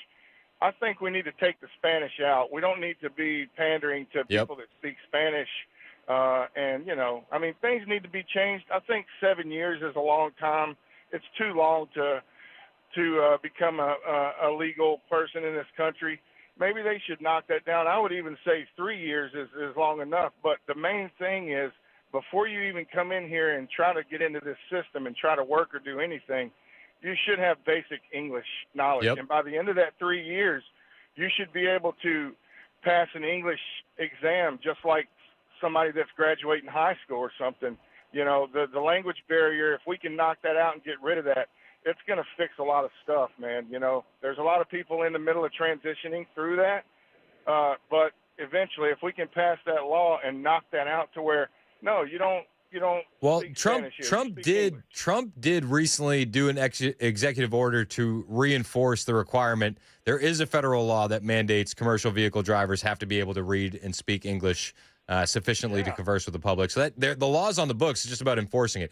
And then I know that if your company's doing it, that's great. I know Missouri, they're stopping people and just having conversations with them and seeing if they can speak English. And if they can't, they're held up.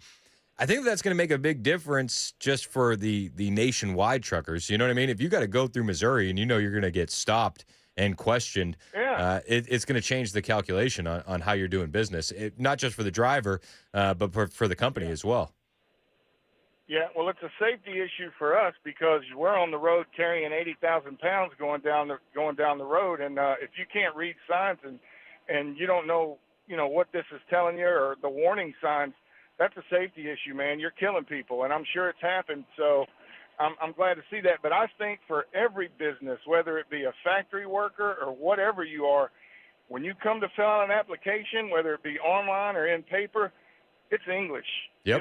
You don't, and there's no exceptions other than you have to wait for the people that do speak English. That opportunity is there for them, and we don't have to bend any rules or do anything. If you don't speak English, then you're going to be in the back of the line at the bottom of the list.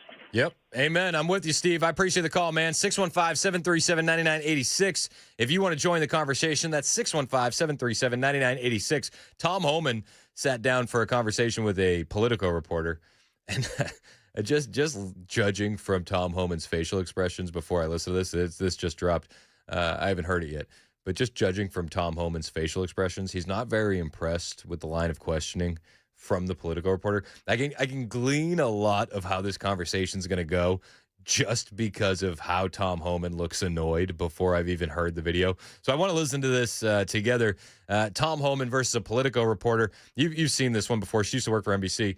But they're talking about the face masks that ICE is wearing. Tom Homan says, how come you didn't have that same energy when BLM protesters were wearing face masks? I think one of the things that's had a lot of folks up in arms is that ICE agents, unlike other law enforcement, have been masked to protect their identities. That's not something that we've really had on this scale in this country. Do you? Well, we never had the scale of attacks on ICE. We have now up 700% attacks on ICE. Doxing against ICE agents. Well, you've had increased attacks on police officers as well in the wake of the defund the police movement too, but they haven't put masks on. You name a police agency that has a 700% increase in assaults. Name one. I haven't looked at that data. Yeah. You won't find one. The attacks on ICE is unprecedented, 700% increase, and we're not even talking about the doxing of agents, their spouses, and their children. So they're wearing masks to help give them some sort of protection. And listen, the Politico reporter kind of conceded that point while she's asking her question. They're wearing facial coverings to protect their identity. Yeah. That's the point, idiot. Like, what are we doing? What are we talking about here? Oh, I've noticed that ICE agents are afraid of violence and they're wearing face masks. Why are they doing that? You just answered your own question.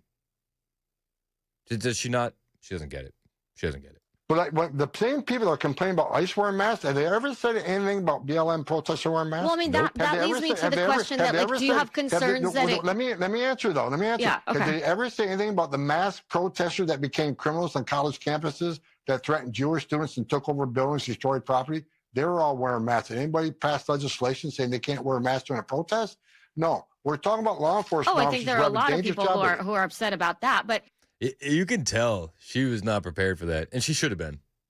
She should have been. Like, a good reporter who's not stuck in an echo chamber would have known that was going to come, and they would have been able to handle that. She looked like, have you ever almost hit a deer with a car? That's what she looked like. Huh? Uh-oh, here it comes. But then... Have you seen any legislation proposed to remove masks from protesters that become criminals, that take over college campus? You haven't. Look at the BLM protesters, how many lives were lost, how much property was stolen. They're all wearing masks. Did anybody propose legislation saying it's illegal to wear a mask in public while you're protesting? No, there isn't.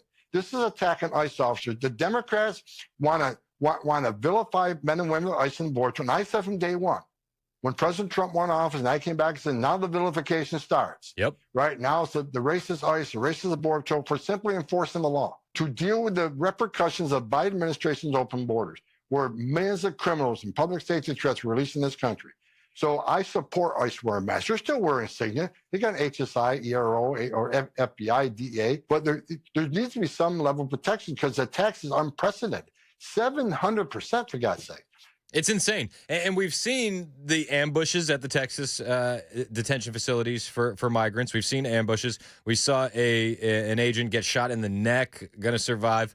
But it's been ramping up. We saw in California during the farm, the backbone of America, the farm raid, when they were going after the OG Kush farmers, one protester pulled out a firearm, fired at officers. By the grace of God, no one was hit. And yeah, they're demonizing ICE along the way. At that farm in California, they got 361 illegal aliens. 361 illegal aliens. Among them, you had criminals convicted of rape, child molestation, murderers.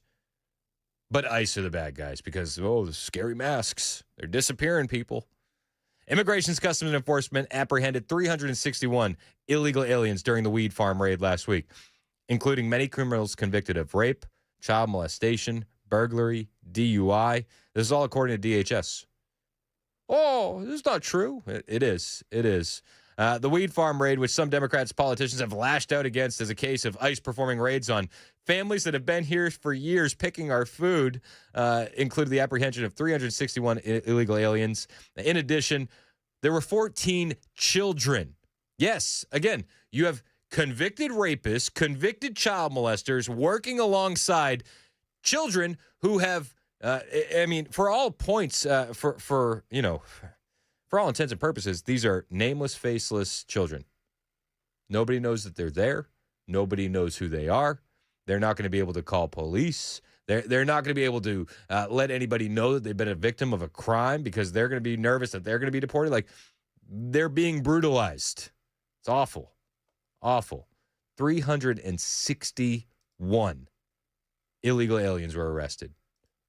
14 children rescued. And I think that that's the proper word to use. They were rescued by ICE and DHS. Yet the left, they still persist. Deputy Secretary Tricia McLaughlin. Investigations. A lot of viewers will remember last week, Prairie Land Detention Facility down in Texas. We saw similar attacks against ICE enforcement officers. Again, it was highly coordinated attacks. They were wearing gear and had rifles as well. This was 10 individuals. But I will say, in those California raids, particularly disturbing the number of politicians that came out and continue to villainize and attack and demonize our ICE law enforcement officers. At that particular operation, David, at those marijuana facilities, our ICE enforcement officers found 14 children, 10 who were unaccompanied.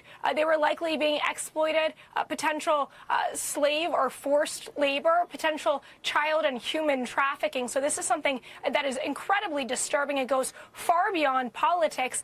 And not only were there 10 unaccompanied children at that marijuana facility, but we also apprehended 361 illegal aliens with heinous rap sheets that include kidnapping, child molestation, rape, serial burglary, hit and runs. These are no people who should not be in our communities illegally, much less around innocent children, Dave. Amen. And listen, as they're apprehending these illegal aliens, you have the protesters show up hurling rocks at the vehicles, one protester pulling out a firearm and firing at the agents, and everybody says this is fine.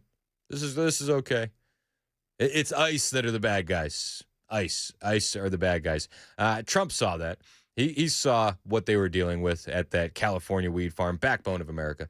He saw, and he's now authorized, given total authorization to ICE agents to protect themselves against these agitators during enforcement action. So if you throw a rock, you might catch a bullet, and that's the way it's going to go. President Donald Trump was on his way back from Texas surveying flood damage on Friday when he gave federal immigration officer enforcement agents total authorization to protect themselves against violent protesters in California, Texas, Oregon, and elsewhere. Agitators and activists have been throwing rocks, setting fires, and have even shot at federal agents trying to carry out arrests.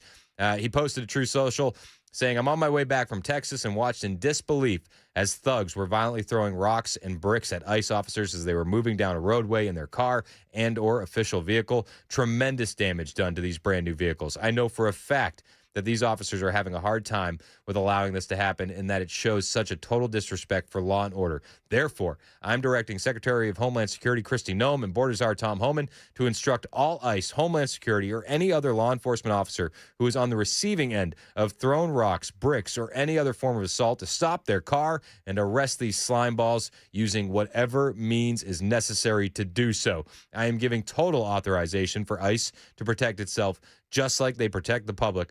I never want to see a car carrying a law enforcement officer attacked again. Authorization immediately granted for arrest and incarceration. Thank you for your attention to this matter."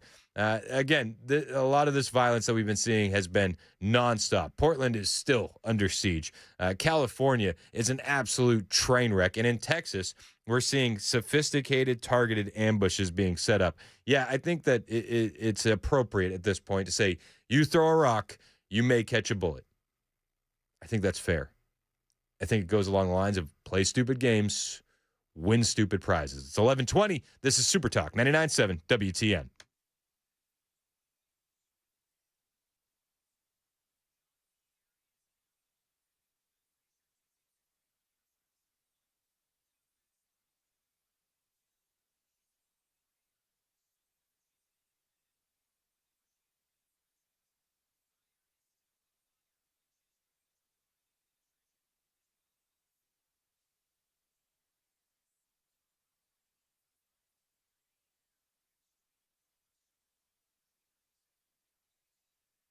Hey, what's up? It's Chris Hand here from my friends at the Glock Store, and I got to tell you why the Glock Store is my hands-down favorite to a superstore. First, selection. When they say every Glock in stock, they mean every model, every version, plus custom Glocks that are works of art. It's just beautiful. It's worth the drive just to see them. And shout out to the Trump Glock. It's one of my favorites. Second, another reason to love the Glock Store, it's the people. I mean, these just aren't just employees. It's like a family of full-blown Glock fanatics. They live and they breathe this stuff. You can ask all the questions you want. They love it. They have an answer for every single one. Some of the folks that work at the Glock Store even drive in from Kentucky every day just to work there. That's how much they love it. And third, another reason why you'll love the Glock Store is customer service that actually feels like service. There's always a certified Glock gunsmith on duty. And if you buy an upgrade, you buy a performance part, you buy an enhancement, they'll install it for free while you wait. This is just scratching the surface. The Glock Store is minutes from the airport, worth the drive from anywhere. Go once. It's going to be your favorite Glock Store too. And you can always find them online, open 24/7, glockstore.com.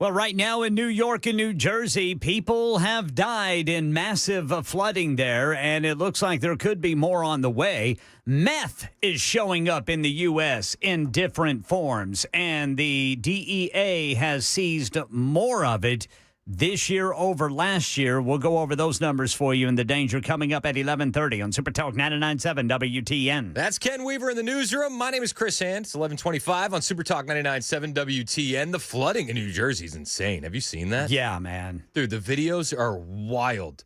Yeah. 4 to 7 inches of rain across the state. If you're watching on the stream, I'm gonna put a video up of some of this flooding in New Jersey. Seems like we're getting flooding everywhere right now, huh? Yeah. Well, storms are like they're just parking over areas, if you will, and they're not moving very fast, but they're dumping a lot of rain over a short period of time. And those images, you're showing there from New Jersey, man. I mean, in some of the images, you see the water rushing up from the manholes. Yep. And that's not good. Yep. That's not good water to have outside of a manhole. No, that's the poop water. Yes. Yeah. Gets really nasty. I was listening to Murphy with you guys the other day. Oh, yeah? And he was talking about the flooding, and he was like putting it into context. And I was driving down the highway, and he's like, if you're going 70 right now, I was going like 85. It's like, if you're going 70 right now, that's how fast the water was moving in Texas. And I'm like, holy crap. That is, when you put it in that kind of context, it's insane. I saw videos on the New Jersey Turnpike where people were driving through. It was like 6 inches, or no, not even 6 inches, like 2 feet of water. Right. It was absolutely insane. Yeah.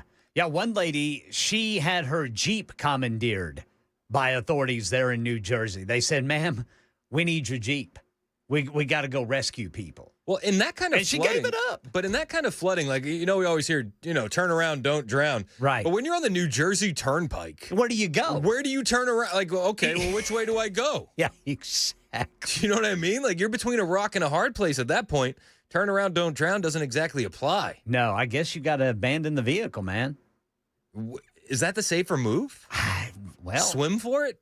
Well, I mean, I don't know. I mean, if you're already buried in water and you're in your vehicle, I guess maybe get on top of it. Yeah. And just hope somebody comes along. In a canoe. In a canoe or a raft or something.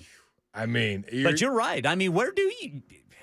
You're just in it. Yeah. On the New Jersey Turnpike. This is, there's videos out of Somerville, New Jersey, cars submerged underwater, cars being floated down the street. It's just absolutely insane. Luckily, though, I do want to report this. The illegal alien that's living above the governor of New Jersey's garage was safe through all of this because she was high enough up. So nothing to worry about. Nothing to fear. Sigh of relief there. I know. Severe flash floods in New Jersey. Now, I'm going to put another video up on the screen for the guys on the stream because you just got people standstill traffic on one side of the road. Other side of the road, it's an ocean. Right. It's an absolute ocean. Insanity. And it's happening in minutes. And then if you're in, stop and go traffic like these guys are, again, you can't turn around. You have 6 cars behind you and 6 cars in front of you. Where do you go? You're in 3 lanes of traffic. It's 15 cars in both directions. What do you do? Well, that's when you pull out your bullhorn and you ask nicely, can everybody please move so I can get out of the way? There it is. Or you keep an inflatable raft in the trunk. That's next. I might get a raft. It's the only time those lifted diesel trucks serve any practical purpose. That's it. Yeah, that lift kit's looking pretty good about now. I'll tell you what, boy. Yeah, but that's kind of what's happening, man. It's happening here in Tennessee too. Fortunately, we haven't seen this type of flooding this year in Tennessee, but when these storms pop up, man, they are dumping some rain. Yeah, and you talked about the manhole covers exploding. I just found a video of that. Yeah. If you're watching on the stream, it looks like a fountain just exploding out of the water. A dirty brown fountain. Yeah, and then there's some floaties in the water after the fact. No word on what those floaties are. No, sir. Listen, from my vantage point, that could have been a pine cone. I don't know. Are there... Well, there are pine trees in New Jersey. Nobody zoomed in. Let's hope it is a pine cone. I'm cone. going to assume it's a pine cone. Yeah. It's 11:30 on Super Talk 99.7 WTN.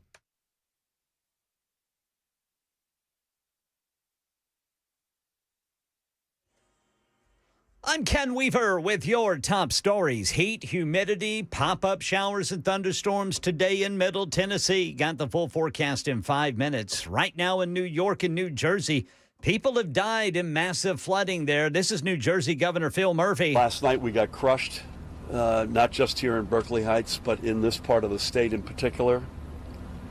Sadly, 2 losses of life in Plainfield in a vehicle that was swept away, and they sadly, the deceased were extracted. Meth is showing up in the U.S. in different forms. Acting DEA Administrator Robert Murphy. So far this year, we've seized approximately 70,000 pounds of meth. Now, put that in context. 2024, that's the entire amount that we've seized for DEA, 70,000 pounds. And that was a record year for DEA. Yeah, he says it's being shipped in by the Mexican drug cartels, hidden in fruits, and now broken down into pills. It's used for the fake Adderall, the fake MDMA, all of the drugs that are wanted by our college-age kids, and younger that appeal to them, and they're actually getting meth, and they don't know this. This is targeting a whole different user base, and it's dangerous. And in Russia, so far, they don't seem deterred by President Trump's weapons for Ukraine and tariff threats. The president yesterday announcing new plans to provide Kyiv with military aid through defense contracts with NATO. Russia continued its nightly bombardment of Ukraine overnight into today. Russia's defense ministry, meanwhile, said its forces downed at least 70 Ukrainian drones overnight into this morning.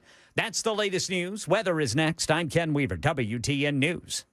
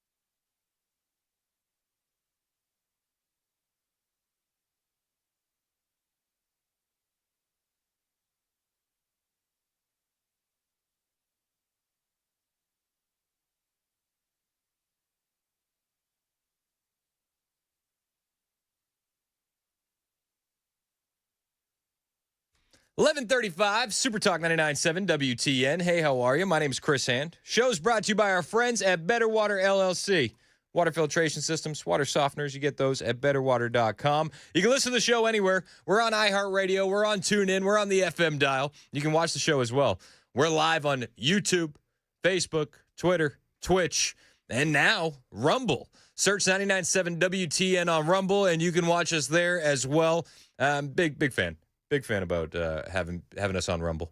Free speech matters. Rumble is the free speech platform. When YouTube was shutting people down for malinformation and misinformation and disinformation, Rumble really stepped up.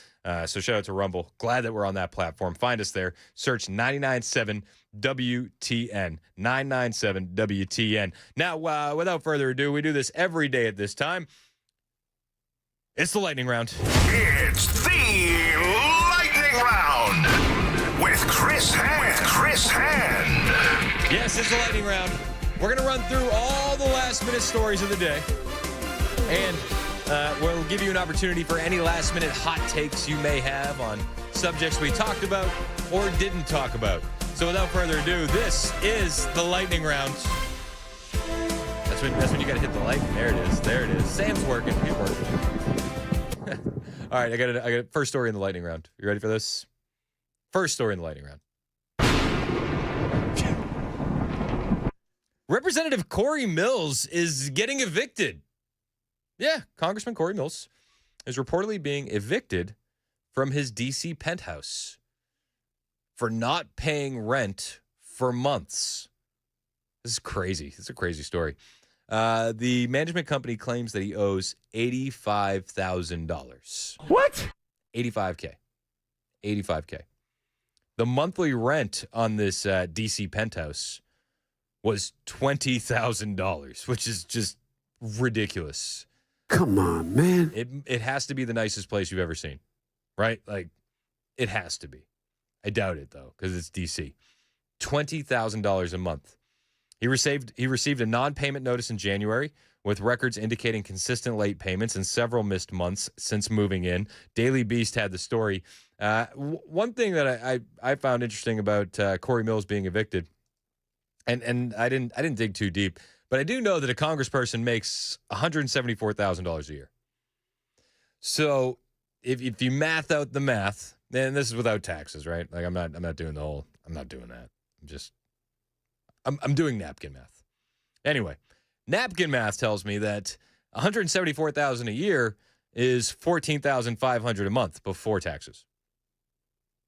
How the hell do you afford $20,000 a month in rent? I mean, well, spoiler alert, he didn't because he's being evicted. But it's just a weird thing. $20,000 a month in rent when you're making $14,500 a month from the American people.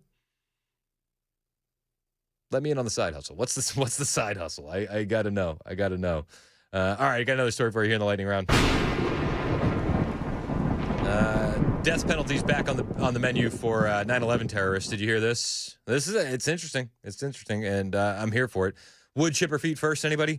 A court has ruled that those who carried out the 9/11 attacks can be subject to the death penalty, allowing the Department of Defense to scrap the plea agreements that had protected 3 terrorists involved with the plot from capital punishment. The U.S. Court of Appeals for D.C.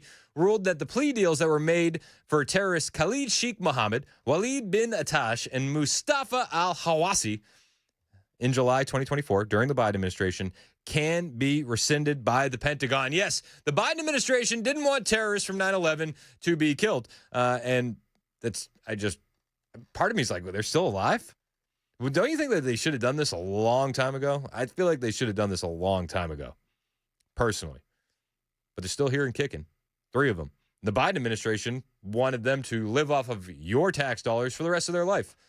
Well, the Trump administration can rescind those plea agreements that protected those 3 terrorists. The U.S. Court of Appeals for the D.C. Circuit ruled that the plea deals that were made for those terrorists in July of 2024 can be rescinded by the Pentagon. The Secretary of Defense indisputably had legal authority to withdraw from the agreements. Judge Naomi Rao, a Trump appointee, and Judges Patricia Millett, an Obama appointee, wrote in their opinion. So we had a Trump appointee and an Obama appointee agreeing on this. Judge Robert Wilkins, however, appointed by Obama, wrote a 75-page partial dissent in contrast with the majority ruling, claiming that the opinion for allowing the killing of terrorists was stunning and that he was befuddled over the issue. Befuddled? What are we supposed to do with terrorists? Just leave them at Camp Gitmo for the rest of their life? No, I don't. Do you want your tax dollars going to 3 hots in a cot for terrorists that took down the towers on 9/11? I don't. The process to void the pleas had originally started under the Biden administration when Defense Secretary Lloyd Austin declared the agreements void, effective immediately. In the exercise of my authority, I hereby withdraw from the 3 partial agreements you signed July 31st, 2024, he wrote at the time. A judge had initially ruled in December that Austin had not acted quickly enough to rescind the plea deals. The Trump administration has continued the legal process to see the case through after the president was elected. Death penalties back on the menu for terrorists. I got another story for you here in Lightning Round.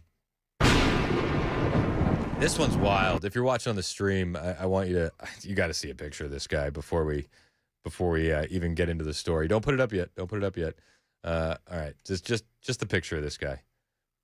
You see the picture of him? Put that up on the screen. Now, just look at this individual if you're watching on the stream.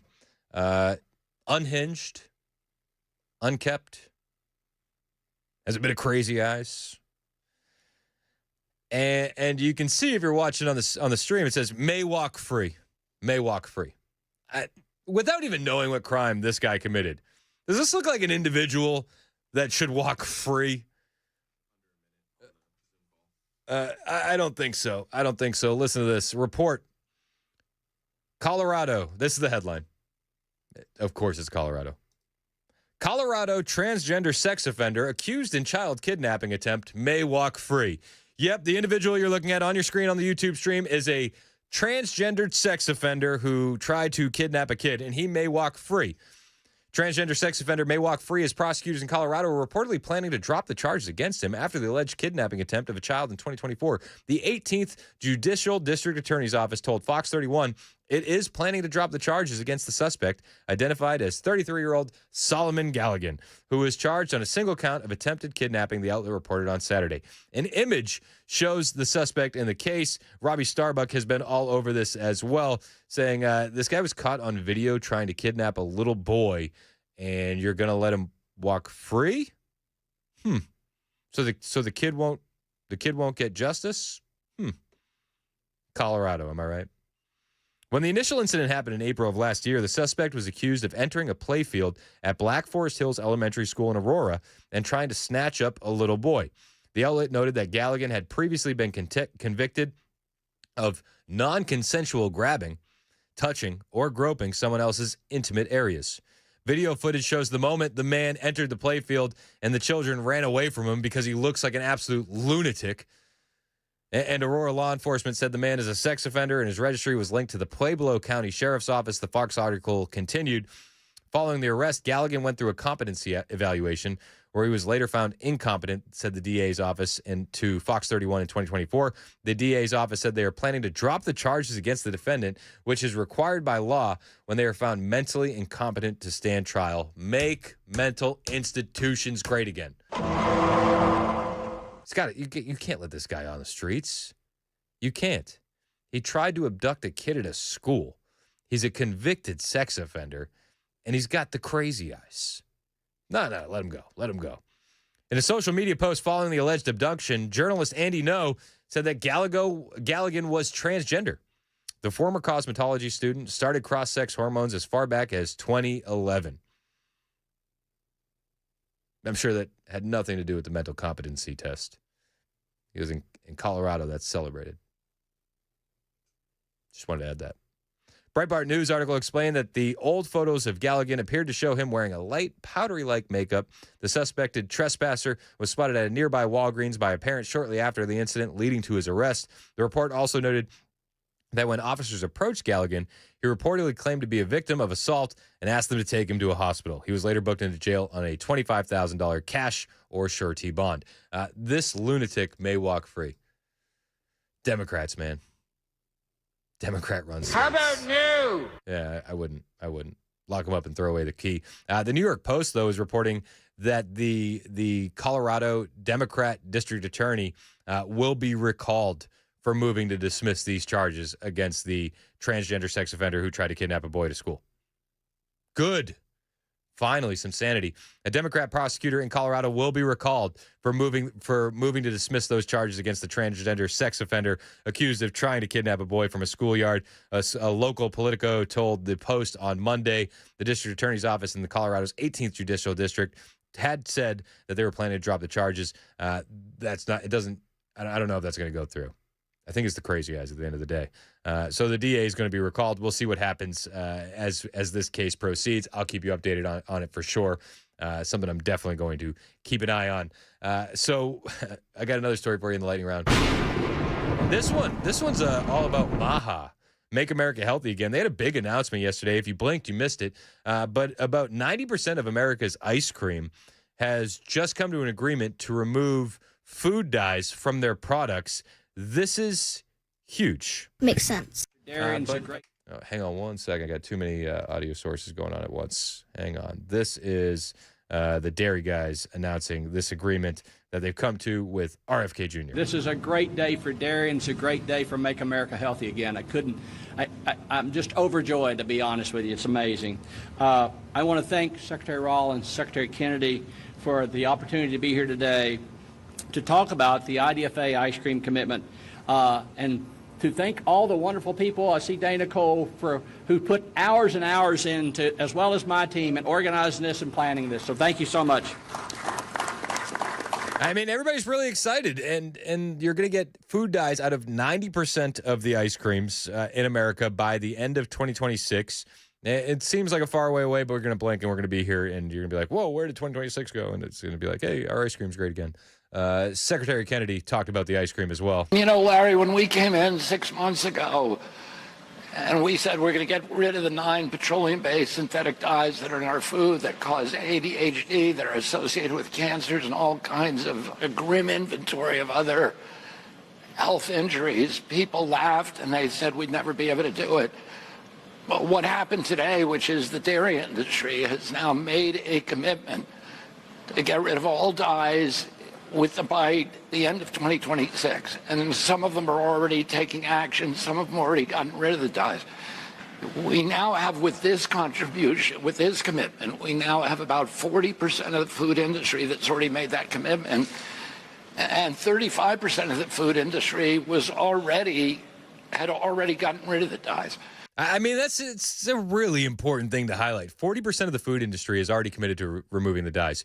And they didn't have to do it with a new law. They didn't have to go that route. What they did was they created common sense. They educated the public on what it was, and then the public started changing their buying patterns. I mean, I tell my kids all the time, vote with your pocketbook, man. You can make a huge change just by changing your buying habits. And we've seen that already. I mean, the organic milk and organic eggs, that all happened because people changed their buying habits. And the increase in organic options and all that kind of stuff, clean eating, it's all because of consumers driving the market. It's huge. 40% of the food industry is already committed to this, says RFK Jr. And this is a big win. It's a big win. Didn't expect it to happen this soon. Didn't expect it to be such a partnership between the food industry and HHS. I thought a lot of these guys were going to be dragged kicking and screaming. But I think the reality of the situation is when you look at these food dyes, there's no real reason for them to be in the food in the first place. They're not preservatives. There's no nutritional value. And then all the negatives associated with them. Why are we doing this? And you could make the argument, why are we waiting until the end of 2026? I get that. But I think giving the company some wiggle room makes some sense. That being said, got another story for you in the lightning round. This one will close it out. Is the beef between Elon Musk and Trump overblown? I mean, it's certainly not affecting business anymore. U.S. Defense Department has awarded contracts to Musk's AI. Yeah, Grok for government. Reuters has the story. OpenAI, Alphabet's Google, Anthropic, and Elon Musk's AI firm, xAI, have won contracts of up to $200 million each aimed at scaling up adoption of advanced AI capabilities in the U.S. Department of Defense, the government agency said on Monday. The contracts will enable the DoD to develop agentic AI workflows and use them to address critical national security challenges, the department chief digital and artificial intelligence officer said. So Grok just landed a $200 million contract with DoD for AI. They say the adoption of AI is transforming DoD's ability to support our warfighters and maintain strategic advantage over our adversaries. U.S. government agencies have been expanding their use of AI, driven by the White House order in April promoting adoption. President Donald Trump has also moved to soften regulation on the technology by revoking a 2023 Biden-era executive order, which sought to reduce the risks of AI through mandatory data disclosures. Separately, on Monday, XAI announced a suite of its products called Grok for Government, making its advanced AI models, including its latest flagship, Grok 4, available to federal, local, state, and national security customers. It's a big deal. We'll see what happens if Grok goes completely unhinged and anti-Semitic again. I don't know if that's a good thing to have at the Department of Defense, but it's definitely something that happens. We'll keep our eyes on it. We'll keep you updated. It's 11:51. This is Super Talk, 99.7 WTN.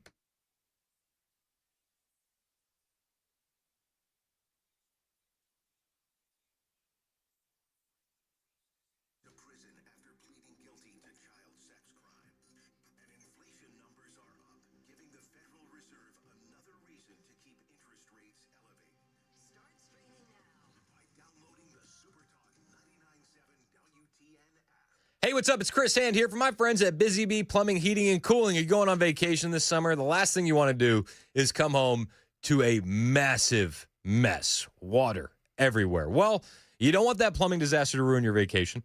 Now, how about peace of mind while you're gone? Busy Bee is offering a smart Wi-Fi water shutoff valve installed by their expert techs for just $12.49 this July only. That's going to be some serious peace of mind at a great price while you're on vacation. And maybe you're just looking to upgrade your comfort at home. If you buy a new HVAC system from Busy Bee in July, you'll get free air duct fogging and a UV light home treatment because clean air matters. Maybe you don't need the HVAC system, but you're like, hey, that air duct cleaning sounds good. Well, if you buy the middle tier air duct cleaning package in July, they'll upgrade you to the Lux package for free. Busy Bee takes care of its customers. Need a repair? Book service? They'll waive the dispatch fee. And Busy Bee's making it easy to get that new HVAC system. 0% financing for 18 months with approved credit and payments as low as $100 a month. Call Busy Bee Plumbing, Heating, and Cooling today, 615-775-7833, 615-775-7833. This summer, trust the pros at Busy Bee, where comfort and community come first. BusyBeeHVAC.com.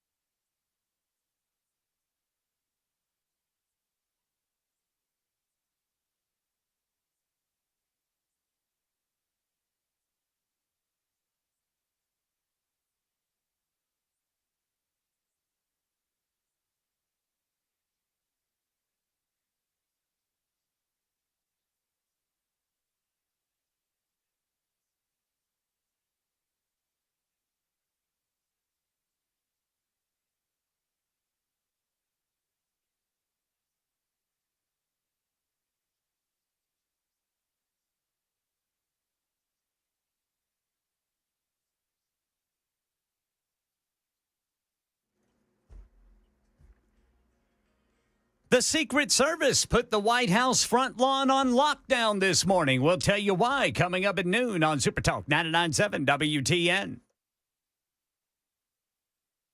11:56, Super Talk 99.7 WTN. Better Water LLC sponsors the show. Love those guys. BetterWater.com for your water filter. You need that. You need that. Ken Weaver's in the newsroom, rocking things as usual. Chad Benson's in studio. What's up, Chad? What's happening? We were just talking about preachers yesterday because Ken got yelled at when he was 16 by a preacher that came in and told him he was going to go to hell and there was nothing he could do about it. Somebody was asking about that on the text line. I said, I don't have any idea what you're talking about. Church of Christ. And she said he's just scared. He said he would sit out in the parking lot for an hour and Ken would just sit there looking at him. He'd come in and he's like, you're going to go to hell. And that was it. And Ken's all, he never offered me a way to not go to hell. He never offered you an out? He never offered me, a path to salvation. It was just, young man, you're going to hell. It's too far gone. No, at 16, totally. I was just, that's the mic there. The pastor looked at him and said, I'm not even wasting my time. That is so funny. That's awful. You know what, though? You survived. Eventually, I accepted Christ as my Lord and Savior, so it's all good. Amen. That was so funny, though. You're going to hell. Now, where's the microphone? That's it? That's all you got for me? That's it? Okay. All right. Deal. What'd you talk about today? We talked about a lot of things. Did you see the crazy guy in Colorado that tried to kidnap that kid? Oh, yeah. Did you see the picture of him? Yeah, it's scary. It didn't look like he was. He didn't look like he's well. I don't think he's all there. Didn't look like he should be set free. No, doesn't. No, he looks like he needs a room and he needs lots of therapy and years of probably brain rot with drugs and whatnot. I don't even know if there's coming back from that. No, I don't think so. I'm glad you pointed it out. It was makeup that he had on his face. I thought he buried his face in a bag of cocaine or something. No, that's Elmo. No, nobody's saying that he didn't bury his face in a bag of cocaine. No, we don't know. It could be record. meth. He may have been coke. Coke's, Meth is new though. There's like pill meth now. I know, pill meth. How about that? That's exciting. Would you rather do Hitler would have been enthused. Well, he already had pill meth. But you think about it, pill meth. If you had to do one or the other, or fentanyl. I'm going pill meth all day. Pill meth all day. All day. All day. Think about how much you can get done. Fentanyl's going to put you in and out. Well, I mean, eventually you're going to do horrible things in the park for money so you can get more pill meth. But at that point in time, though, the chances of the one pill kill kind of thing is probably... Pill meth definitely comes with a lot less risk on the front end. Yes. A lot more shadow people chasing you on the back end. A lot of that. A lot of taking apart of appliances. Yeah. There's a lot of that. I was like, what's going on? I took apart all of my toasters. You don't have to. I got a lot of toasters. It's a lot of copper in the toaster. That's it, just in case. Melting it down. What are you talking about today? We're going to talk, we'll have some fun, talk a little bit about the Emmys, because we're going over our Emmys favorite. I don't think I'm going to win this year, once again. I'd seen some of the Emmys this year, though, because normally, as far as the shows, I never see any of them. Didn't we do this one time with the transgender opera? Yeah, but that was the Oscars. Oh. They weren't invited. This is Emmys. We're going to talk a little bit about the younger generation, man. I've been hearing a lot from them. They're not letting the Epstein thing go. They're not letting a lot of things go. Nope. And Charlie tried to walk that away yesterday. He's like, I'm not going to do it. He got blasted. It's like, you better keep at it. I saw him try and walk away from that. The younger generation just wants accountability. They've had everything taken from them. Their high school graduation, their college graduation, their dollar's been devalued. They're still living at home with mom. And then you vote for the guy who says, I'm gonna bring back accountability. And then you go, wait, what? Yeah. And they're waiting. So there's a lot, that is going on with them, a younger generation compared to the older generation when you look at the polls and how they believe in certain things. We'll talk about that. A bunch of other stuff to get to. Who knows what else we'll talk about today. It's fun. Chad Benson's in next. It's 12 o'clock. This is Super Talk 99.7 WTN.